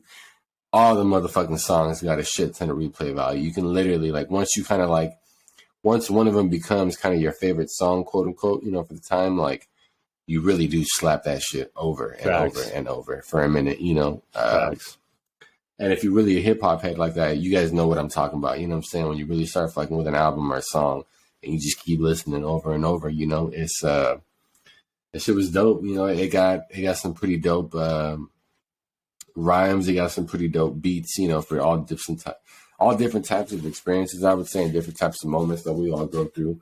As we all know, Drake is very good at explaining, a whole shit ton of type of weird ass situations, and shit that we didn't even know we was feeling. Yeah, from an emotional standpoint, he knows how to explain shit that we don't even know how to explain, So, I think this song, or this album, I should say, it was dope in a lot of aspects. A lot of the songs talked about shit that I felt like I'd been kind of going through similar shit. I'm sure I'm not the only one that felt that way, So, even though I had a little more R&B type vibes, I was definitely fucking with it tough, And now I'm at the point where, this is definitely in my daily cycle right now. So, what's some of your top songs that you listen to off that shit? Some of my top songs. Let me see what I said. I'm gonna keep it real. I really like the intro when I first heard it. Champagne Poetry. Not only just the beat, and just kind of how he rhymes over it. Obviously, he is notoriously known for doing those beat switch ups in his intros, and whatnot. So, facts. I think this definitely ranks up there with one of his other best intros. Tuscan Leather, I think, is a really good intro too. But Tuscan Leather's my goat. Tuscan Leather's my I feel like that's Drake's greatest intro for sure, and I don't think it's gonna be topped at any point. But this shit, bruh, Champagne Poetry is nice. Up there, bruh. I'm low key on some I think that this shit is top 3 of all his intros. I think it's top 3. The other one that I have in the top 3 is Over My Dead Body. Oh yeah, you can't go wrong with you that feel one. Me? I feel like that shit is a class. Damn, that's an intro. I didn't even remember that was an intro. Yes. Damn. And don't get me wrong, bruh. Legend is up there, but I think Champagne Poetry now fucking I think it's taking over that 3rd spot. Damn, because I don't know, dog. Over My Dead Body is pretty fucking up there. It's that's what I think it's Tuscan Leather.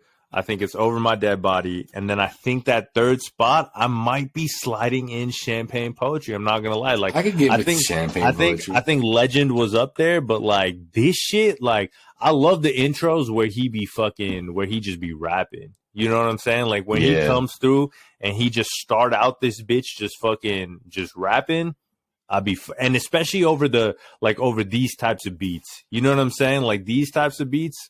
Yeah, bro.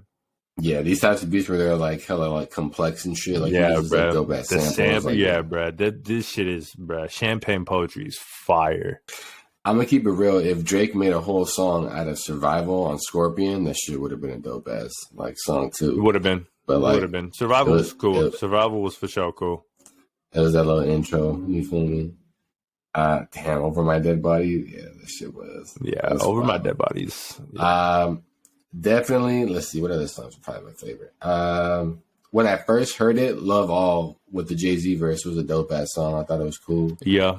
I've had that song for a minute because I had like a leaked version. And there's like a part where he has like a little back end type of shit where he gets into like R&B bag that he left off the album. But like it was dope seeing Jay get on that song. Like it was definitely not like some shit that I saw coming. And so like the fact that he got that feature on it and Jay was spitting. Jay was for He was sure hard, spitting. yeah. He was spitting. He had a dope verse on there. He had a dope ass verse. Yeah. Like we were talking earlier, you felt that shit what he was saying. You feel me? Yeah. Definitely when I first heard it, Pipe Down was definitely my favorite song. Bruh, Pipe Down is so hard. Pipe Down is so fire. And that's one of the R&B joints, you know what I'm saying? But Pipe Down is just the shit it was saying. Pipe Down is a slap. You cannot go wrong with that one, you know? Now that I've listened to it quite a few more times, Fair Trade is definitely one of my favorites with Travis Scott. Love that joint. What I'm saying? That shit's some real shit too. I'm gonna keep it real. The number one I'm probably replaying right now is In Too Deep, especially when I'm in the whip. Me and you is just right here, bruh. In Too Deep is my shit, bruh. In Too Deep is my shit. Like, check this out. If I was in the club, right, and I heard In Too Deep, I don't give a fuck how long that 2-minute part in the beginning is. I will wake that shit for that fucking turn up. Like, but I love that switch up. That part where he's like, outside of the club, outside of things bro, that part is so fucking saucy to me. And when it goes from that part to that fucking beat switch up to pop that shit, bro, that shit is fire, bro. When that shit comes on, oh yeah, that shit is, yeah, bro, that shit is fire. That shit. What else? I lately I've been fucking with In the Bible a lot. I didn't really fuck with it at first.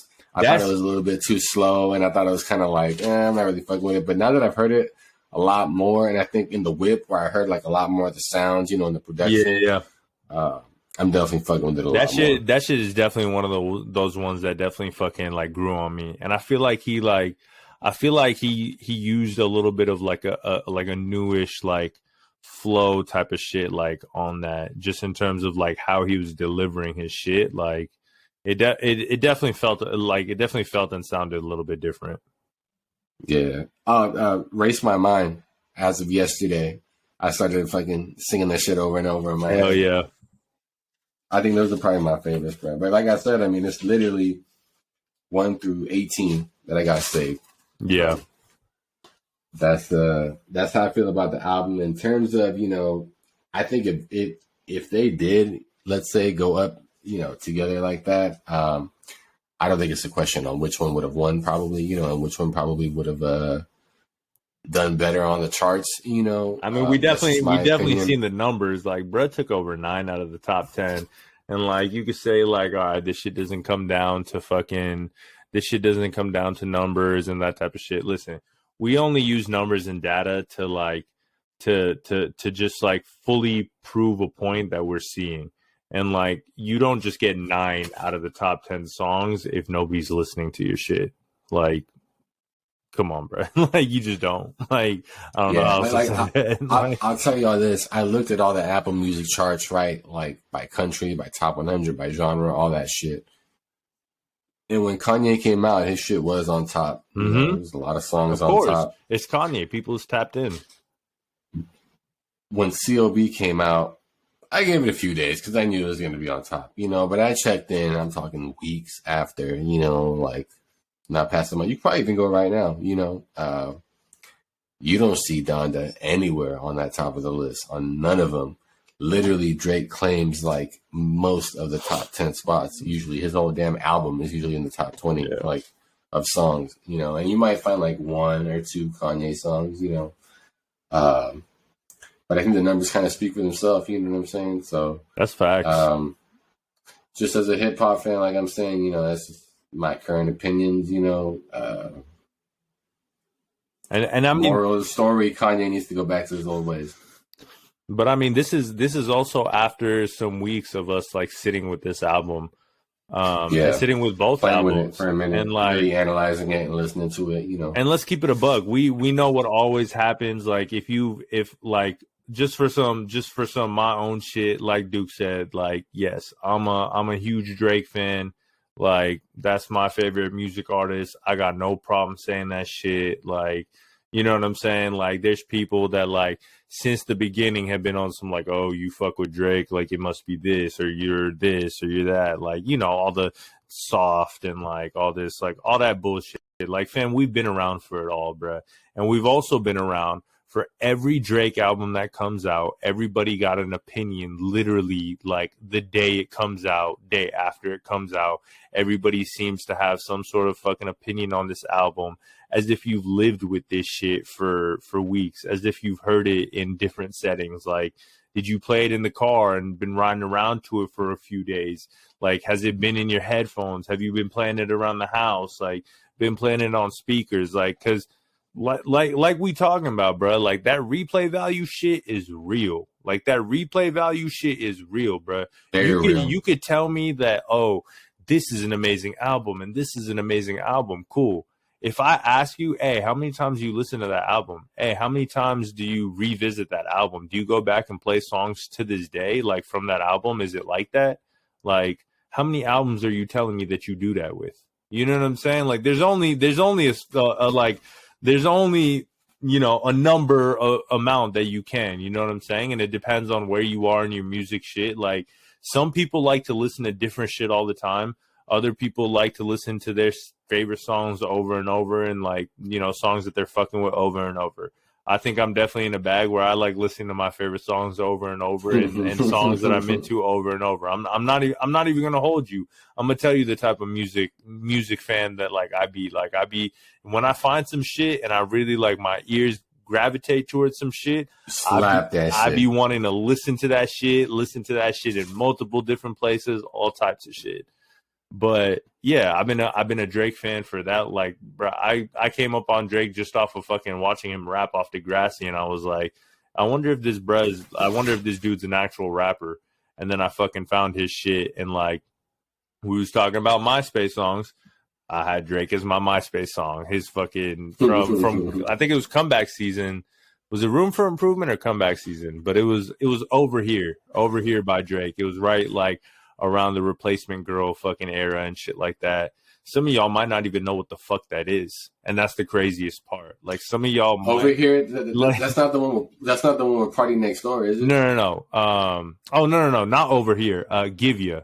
When I give you what you give, you go like that. Like that. That was my fucking first Drake song. Oh, gotcha. Yeah, and then that was around the time of Replacement Girl. Yeah, Over Here is the one with Party Next Door.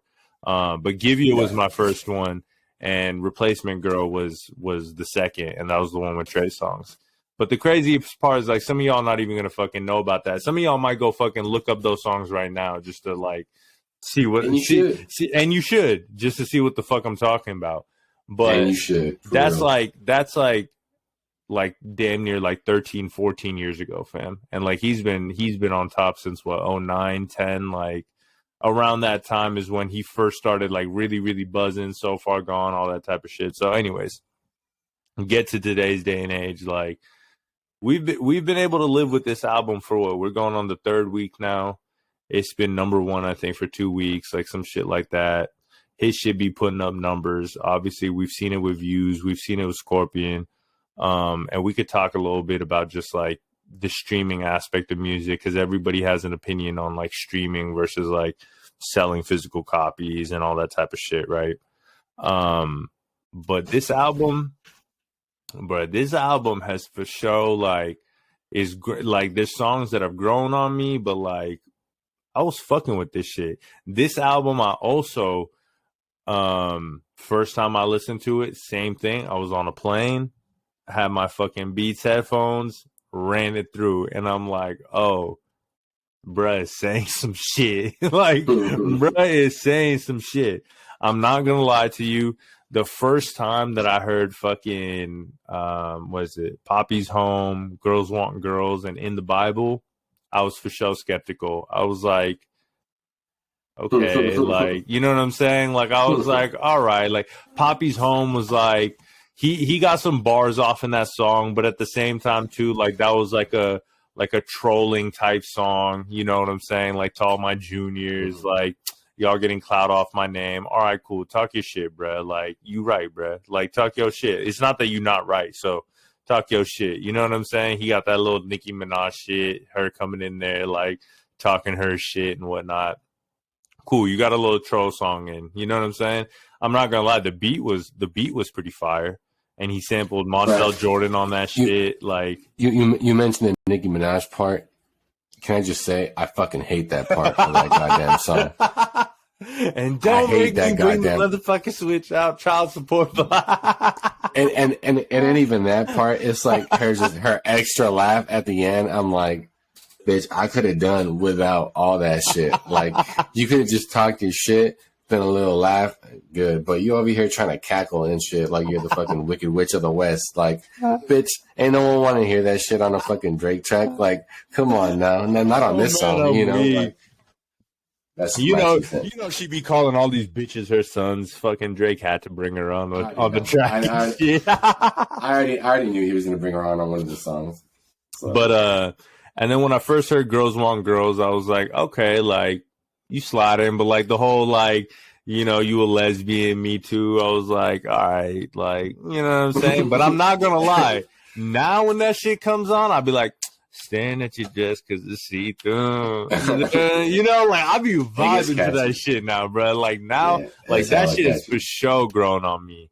Yeah, same here. In the Bible, again, In the Bible was one of those ones that's grown on me as far as Drake's part, but like, Dirk's part was cool that he shouted out his girl, all that shit. Everybody was giving him props for that shit. I feel it. Billion streams, like, yeah, she getting promotion for sure. The first time I heard that song, and still when I listen to that song, Giveon's part is fire.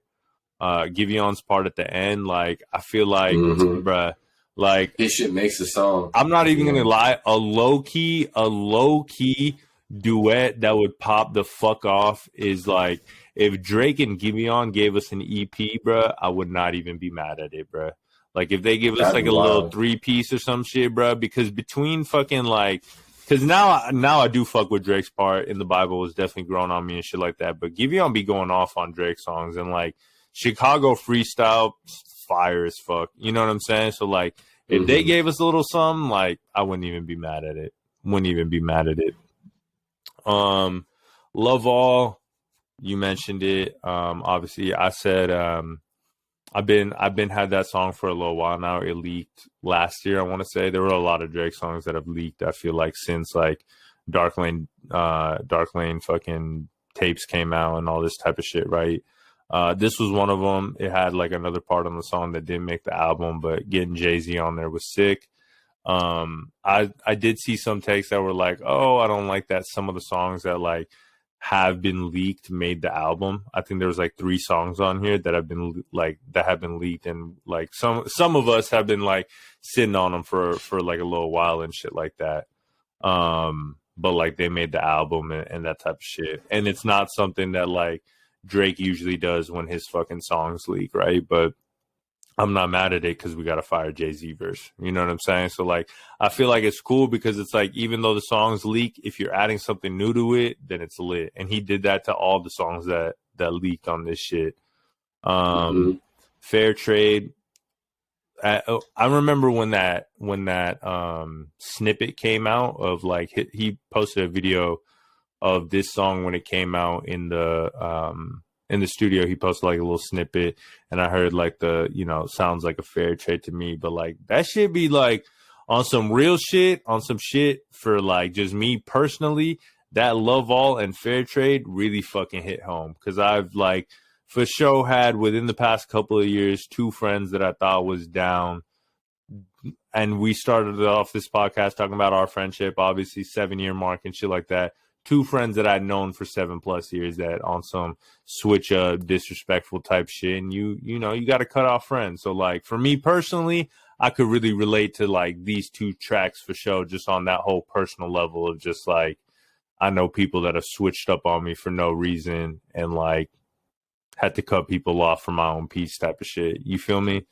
So them songs, Thanks, though. yeah, I'm right there with you. You know what I'm saying? So like them songs for sure, just on a personal level, hit a little bit harder. If you can relate, you can relate. And that's the thing too, like about some Drake music, it's just like some of this shit, like if you can't relate, like I don't know, like you know what I'm saying? Like that just might be why you're not into it. You know what I'm saying? Like because there is definitely a like, and that's with any artist, right? Like there's certain shit that is just like if that's what you listen to music for, you know what I'm saying? Like to like relate to it and shit like that. Other people listen to music for other reasons, you know what I'm saying? But it is what it is. Way Too Sexy, fucking with Future and Thug, and the music video, and obviously a song that we're familiar with because we were kids in that time, but we definitely heard the song and know the reference. Some of y'all youngins and shit like that don't even, younger cats y'all don't even know, but now you got the new version of the song, and this new version of the song, I'm not gonna lie, it slaps. It's hard. It's cool. And I'm gonna keep it a buck with you. When I'm listening to this album in my car, or like I'm doing a run through or anything like that, because I've definitely ran through this album like a few times. This song definitely gets skipped for me, like when it comes to like in the car and like shit like that. I don't listen to it on a personal level that much, but if it comes on in the club, that part by the bar, when it's on some like in a public setting, like I'm hearing this on the loud type shit, we on some vibes type shit, yeah, I'm for sure fucking with this song. Shit, we was on during the wedding, we was on a fucking we was on a party bus, and I fucking had the dude that was playing music played this song. That shit was lit in there. Like we got there, you know what I'm saying? Like we was slapping. It's definitely one of them joints where you could just you can throw on and you slap in. DJs got to have this shit in their set. They better have this shit in the club. Like it's definitely one of them shits. Personally, like in my own personal listening, I'm not playing it that much, but I'm here for it. I definitely fuck with it. And the music video was funny as fuck. The music video was funny. Yeah, that shit was hilarious. Fucking Kawhi, bro. Going through this shit, TSU, I fuck with TSU. That was another one of the leaks that came out, but he added some shit to the end of it. In Too Deep, you mentioned, like, fuck with that song tough. My, like, when the shit first came out, my, like, 3 go-to songs were Fair Trade, In Too Deep, and Pipe Down. And those have been, like, those were, like, for sure my rotation. But then getting through that, Yeba's Heartbreak, Smooth. There be times where like that shit just plays, and I just be like, I'm not necessarily it's a nice, like you feel me, like vibe, yeah, but I'm not necessarily like it. Just sometimes I just be catching myself just like not realizing that it's playing through, and I'm just kind of in the vibe. You know what I mean? Yeah, I feel you. But getting into like some of the more rap tracks, No Friends in the Industry, I fucked with. Knife Talk, I fucked with. Of course, fucking 7 a.m. on Brittle Path. Every time, like, bro, there's a time and location joint. Like, that shit goes crazy. Like, he was really rapping on that shit for sure. Like, he was for sure getting in his bag. No Friends in the Industry was cool, too. Lots of shots at Kanye, obviously. And, like, everybody's like, oh, I'm over this shit of Kanye and Drake. They're beefing for no reason. It's this, it's that, like, all that type of shit. And, like, that's cool and all, but, like, why is it that it's like only now it's like, oh, we're tired of this, we're bored of this? Like, one of the artists here is putting this beef and like the shit that's going on onto wax and onto music. And so if we're getting it via music, I'm here for it.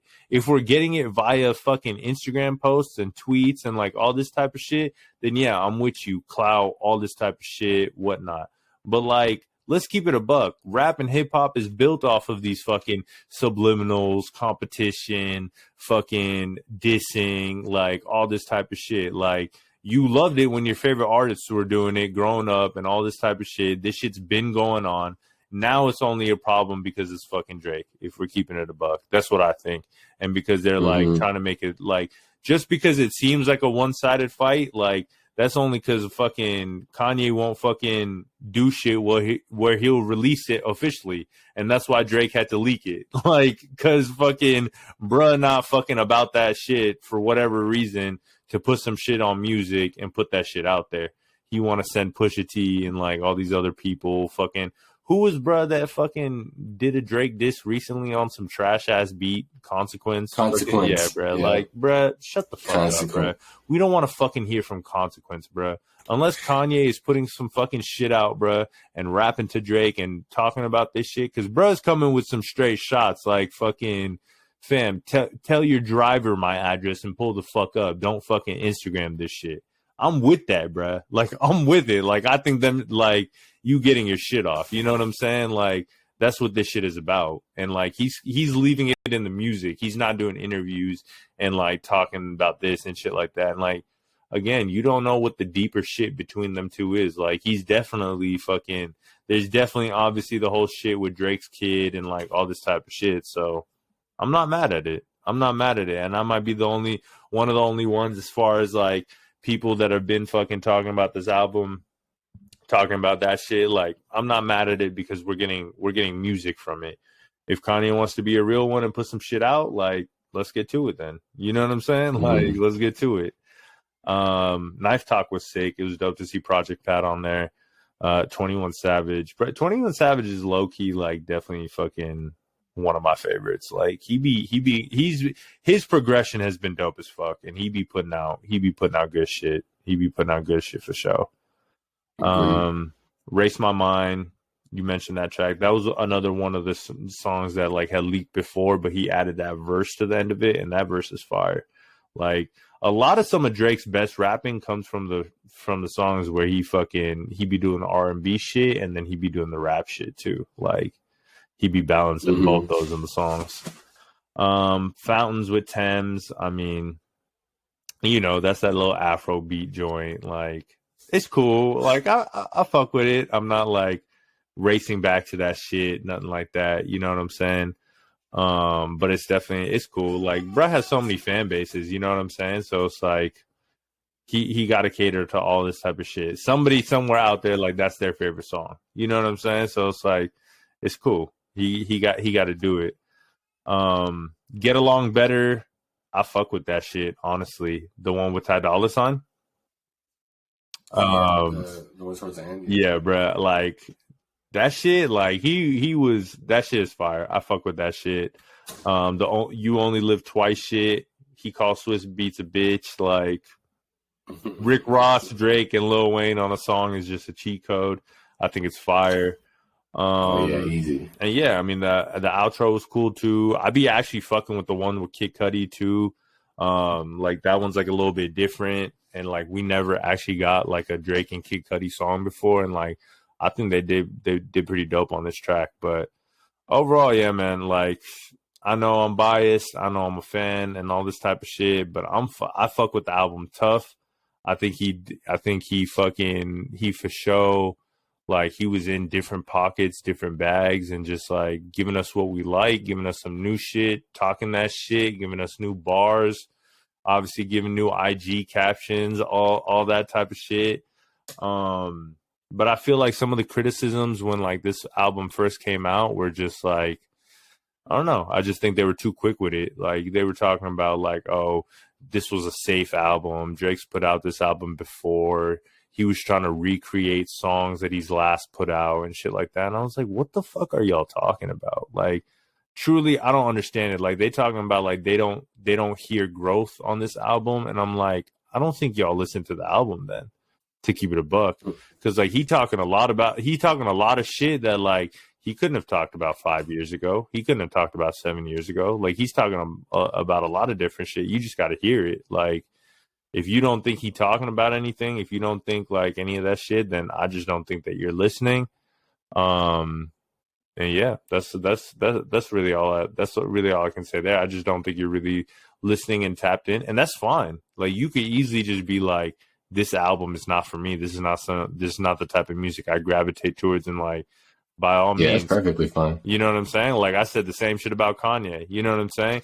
But don't give me no lazy ass fucking like narratives and takes and shit like that when it's just like, you know, and this whole shit of like comparing projects to like past projects and shit like that. Like the same way I wouldn't compare Donda to Graduation or nothing like that. I'm not going to compare this album to old albums that he's put out. Like those albums are classics. Those albums live where they live. Those did what they did. And I still play what I play to this day. You know what I'm saying?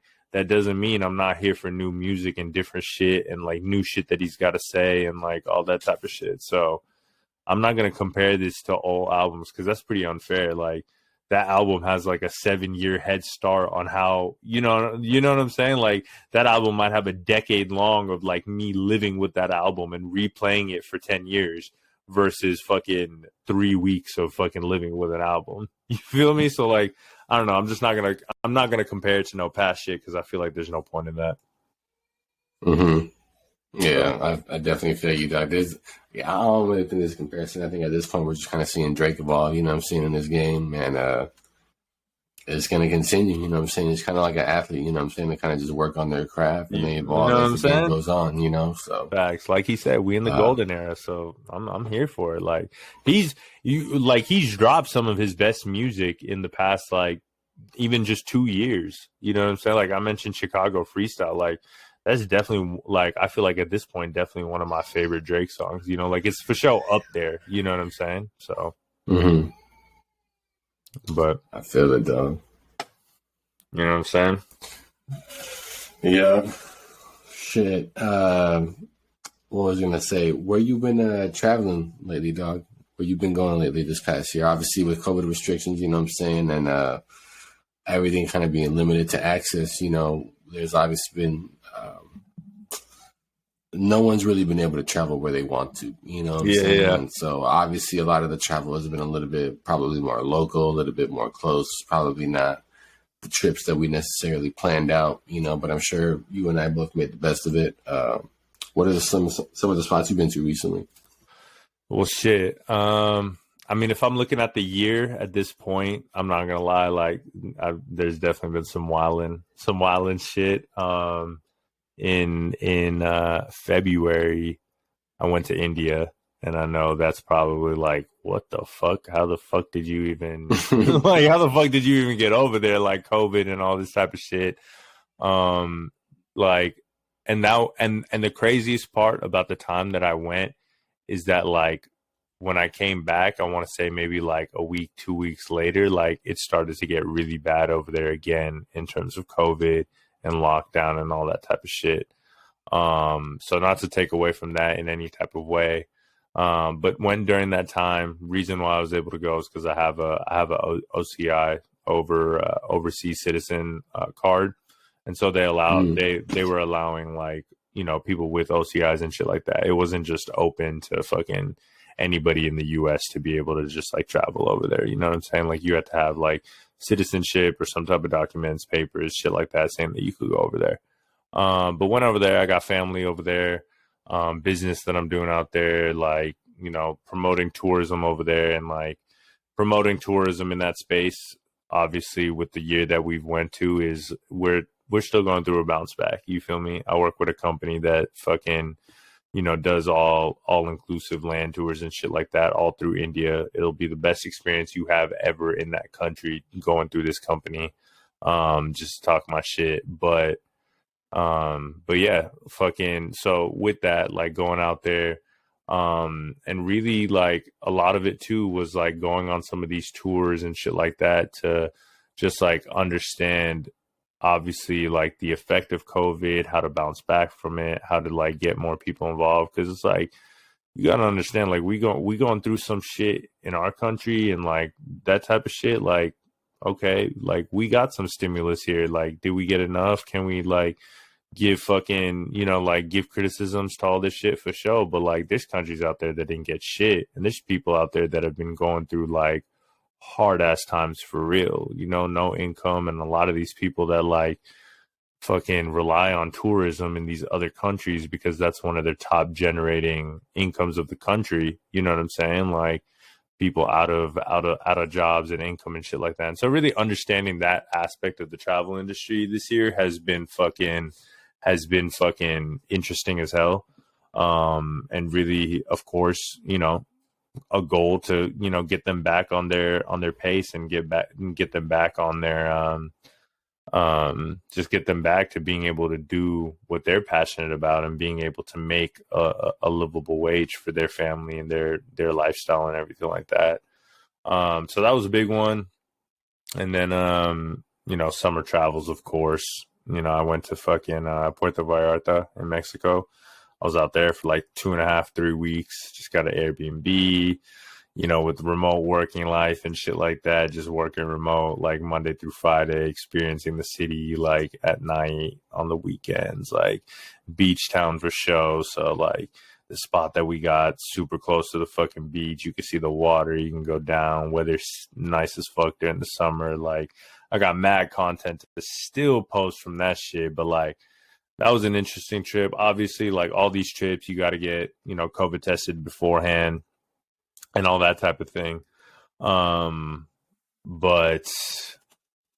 yeah, I would say, you know, with that, everybody's kind of doing things in their own way, in their own right. You know what I'm saying? When it comes to dealing with fucking COVID and tests, and had to get tests. Obviously, like if you traveling back, you got to figure out a way to get tested in these countries. You know what I'm saying? Like that's a big thing now when you're traveling, is you got to figure out a way to get tested in these countries before you're flying back. So that, I feel like that's definitely been the biggest change. And then of course, fucking wearing masks on flights. You know what I'm saying? Like dealing with that shit. And then yeah, fucking went to towards the end of the summer, went to Alaska, and that was a fucking crazy ass trip too, because that was on some like a little bit kind of random. That was a fam trip. They picked the destination, everything like that. And my fam has been in travel for a long time, but shit is beautiful out there, man. Like shit is fucking, I can imagine all the greenery, all the scenery. You feel me? Like it's mad nature. It's fucking like it's away from shit. Like and like we went through like throughout Alaska, like hit a couple of different cities and saw different shit. So it was just like very much even just understanding like different ways of life in the different cities. Like was in the big city of Anchorage and they got a downtown area and shit like that. But then it's like you go to a smaller town and it's just like, you know, like across the street from my hotel was just like this big ass mountain and fucking water and just one of the dopest spots that I've been in. So like, yeah, shit is dope out there. But yeah, I mean, I've definitely been, I've been traveling, been traveling for show, but of course staying safe. Gotta just abide by the guidelines. You gotta understand what guidelines are when you're going to these different cities. Do they got curfews? Do they got any sort of shit going on, like mandates, whatever? And then definitely that COVID test shit, especially if you're traveling internationally, you got to figure that shit out, both here getting tested before you go and getting tested in the country that you're visiting before you travel back. But what about you? What you been on? What you been traveling this year and shit like that? Yeah, man, you know, it's been obviously it's been a little rough, you know, trying to figure out destinations to go to. I actually had a lot of trips planned out that I had to cancel, you know, or kind of rearrange or reschedule, you know, because of the whole pandemic and whatnot. One of those was Costa Rica that I had to reschedule, and that's one that's on my list for next year. So, bro, Costa Rica is so fucking dope. It's something that I had to reschedule, and it's something that I'm definitely planning on enjoying. You know what I'm saying? When I get out there, definitely planning on, you know, spending a good amount of time out there. Aside from that, some of the spots that I had been to, you know, I just, like I said, you know, before, I just went to San Diego recently, just to kind of, you know, enjoy some time away, honestly, you know, just from the day-to-day life.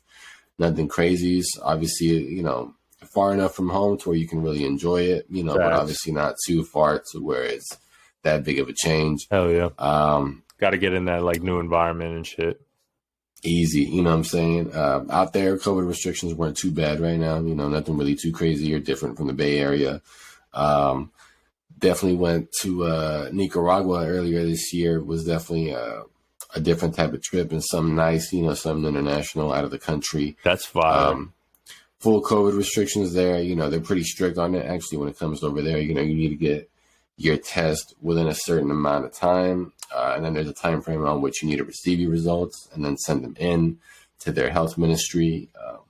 It's a whole challenge just to even get in over there, honestly, if I'm being real with you. But once you get in over there, restrictions weren't too bad. You know, it was not a lot of cases over there. I think they're slightly rising now, but, you know, for the most part, the masks were kind of just at a, you know, wear them if you need them type of mandate. Yeah. Spent a lot of time with family out there, did a lot of sightseeing, a lot of the tourist shit. You know, I did a lot of climbed volcanoes. You know, I visited some distilleries, bro, that shit, beaches, all types of, you know, restaurants. That shit I seen on your shit where you fucking sliding down that fucking volcano was sick as fuck, bro. That shit was sick as fuck. I slid down the volcano. I sandboarded down the volcano, and that shit was dope as fuck. That shit was so fire. What else did I do? I went to Napa not too long ago. Another, I think, little getaway that I had. For those of you guys that are into wine, you know, into just fine dining and eating, Napa Valley and Sonoma Valley have great, you know, wine farms, great wineries, you know, great places to eat and drink at. If you guys are going out there for dates and whatnot, you know, or any type of just, you know, a little on the higher end, you know, gatherings and whatnot, it's definitely a nice area, you know, for that type of experience. I think before that, the spot that I went to before was Miami. And Miami, I went out there and I experienced a whole bunch over there. I went to South Beach, you know what I'm saying? I went to Little Havana. I really tried my best, you know, to deep dive into the Cuban culture out there, their food, their drinks. I visited a lot of restaurants, you know, different neighborhoods. Facts. Miami's so I was even out there with the old men playing chess, you know what I'm saying? Buying cigars, you know, at the right stores. So it was a good time, man. South Beach is a whole nother, you know, that little strip on South Beach is a whole nother, you know, facts type of little environment there. So, bro, I was out there last December, and that was like during that holiday, like right before the holiday season and shit like that. And of course, you know, obviously COVID's still going on, pandemic. Like this is like pre-vaccine and all that type of shit, and like shit's going on. But yeah, that shit was just like, it was wild out there, and especially during that time too, like.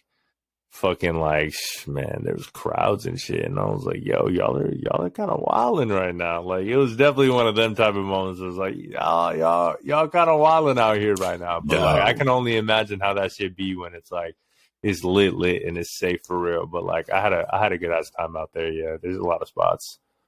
Yeah, Miami has a ton of spots, man, a ton of spots. Beach life is great out there. For those of you guys that love the beach, you know what I'm saying, love Latin food. Definitely a great spot. A ton of nightlife out there for sure. You know what I'm saying? One thing that I really liked about Miami was that it looked like it had a bunch of little different, I guess, metropolitan areas is kind of how you'd call it. Especially when you go more towards like South Beach and Miami, you know, there's little different areas separating each other. For those of you guys that have been in New York, you know, when you go to New York, you can literally see the 5 boroughs connected by 5 different bridges, you know, or whatever it is. And Miami has something a little similar to that, you know, with I think like 1 or 2 different bridges. So definitely being in an area and environment like that makes it pretty dope just because, you know, you're in a big ass city. There's a ton of shit to do, you know. Yeah. Type of cities that never sleep. 100%. But yeah, bro. I feel like we're pretty like similar in the sense of like ways that we travel, in the sense of like shit that we look for in new destinations. And obviously, like, you know, there's differences and, you know, what we prioritize and that type of shit per destination. That shit can kind of fluctuate, but I think it's like, you know, you get a good amount of balance between fucking like doing dope ass activities, eating good ass food, trying new restaurants, like really fucking tapping into different flavors. Easy. If you're going to a spot that like has culture or various cultures around, and like exposure to those cultures, very much tapping into those cultures, and understanding, various perspectives and like way of life just by just immersing yourself into those environments and those places. And then just, very much taking in the vibes, views, nightlife, depending on where you're at, and just like doing some, doing a lot of dope shit. You feel me? Doing a lot of dope shit. And easy. Make it a point. Yeah. And it's really one of those things where it's like, I'm going to keep it a buck with you.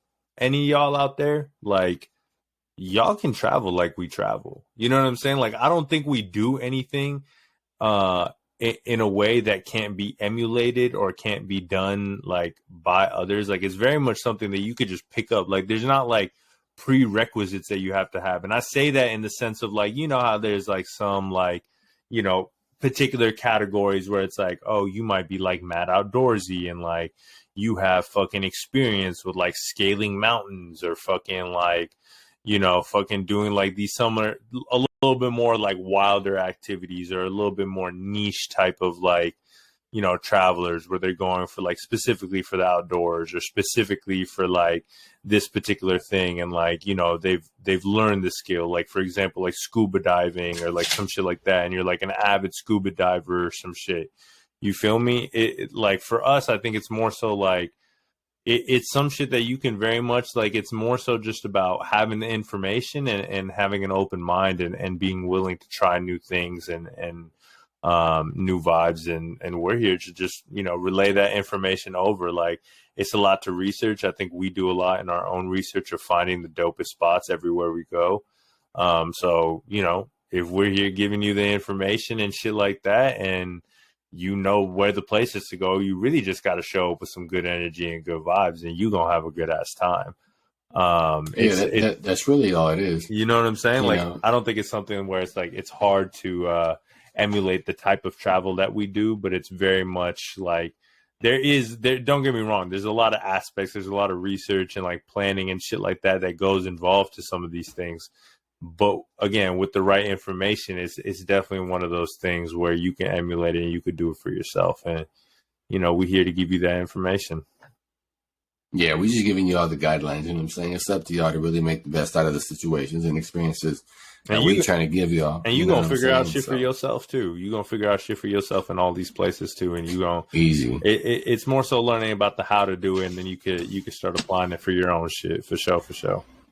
And as we go, destination by destination, we'll definitely deep dive into, the different types of, places you guys will be able to go to. We'll get into the full 9 yards about itineraries. All the places you got to do out there. Like all types of shit. All the places we've been, places we've eaten, what we've eaten. Like, over the course of all these episodes, we're gonna put y'all on game to all this travel shit, and we're gonna keep having these conversations about other shit too.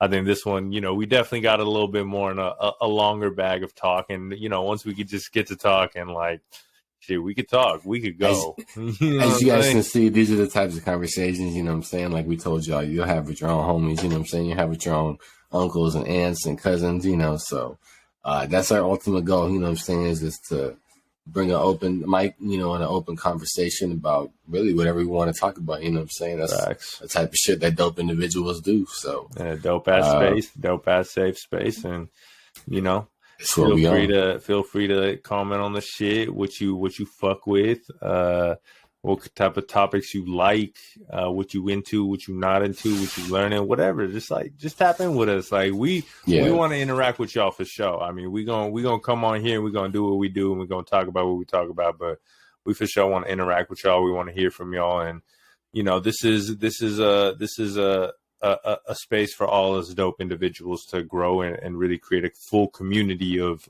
dope individuals, and it's not just us. And being a dope individual is really just on some, like, you have your own individual identity and you bring that to any space that you're in, whether it's with your friends, your family, you know, coworkers, new people that you're meeting, new rooms that you're walking into, like whatever, like you bringing that energy and you bringing that vibe. So that's what's up. I mean, that's all that we ask for. As long as y'all bring that energy, hey, we'll give y'all experiences for days. I promise you. Facts. So with that being said, you know, let us know what y'all think, man. Let us know about your guys' experiences, whether y'all agree or disagree with anything that we got going on, whether y'all can relate, you know, if y'all got similar experiences.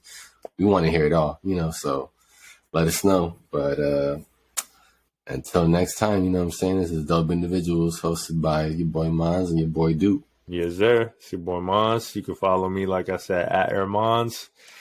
And we lit as a bitch. Tap in, you can see the content, and you're gonna see us on here talking about hella shit. Probably be a little bit of shorter episodes. I know we went off on this, but we really just had to explain, like, yo, this is our podcast. This is what we rebranding. This is us.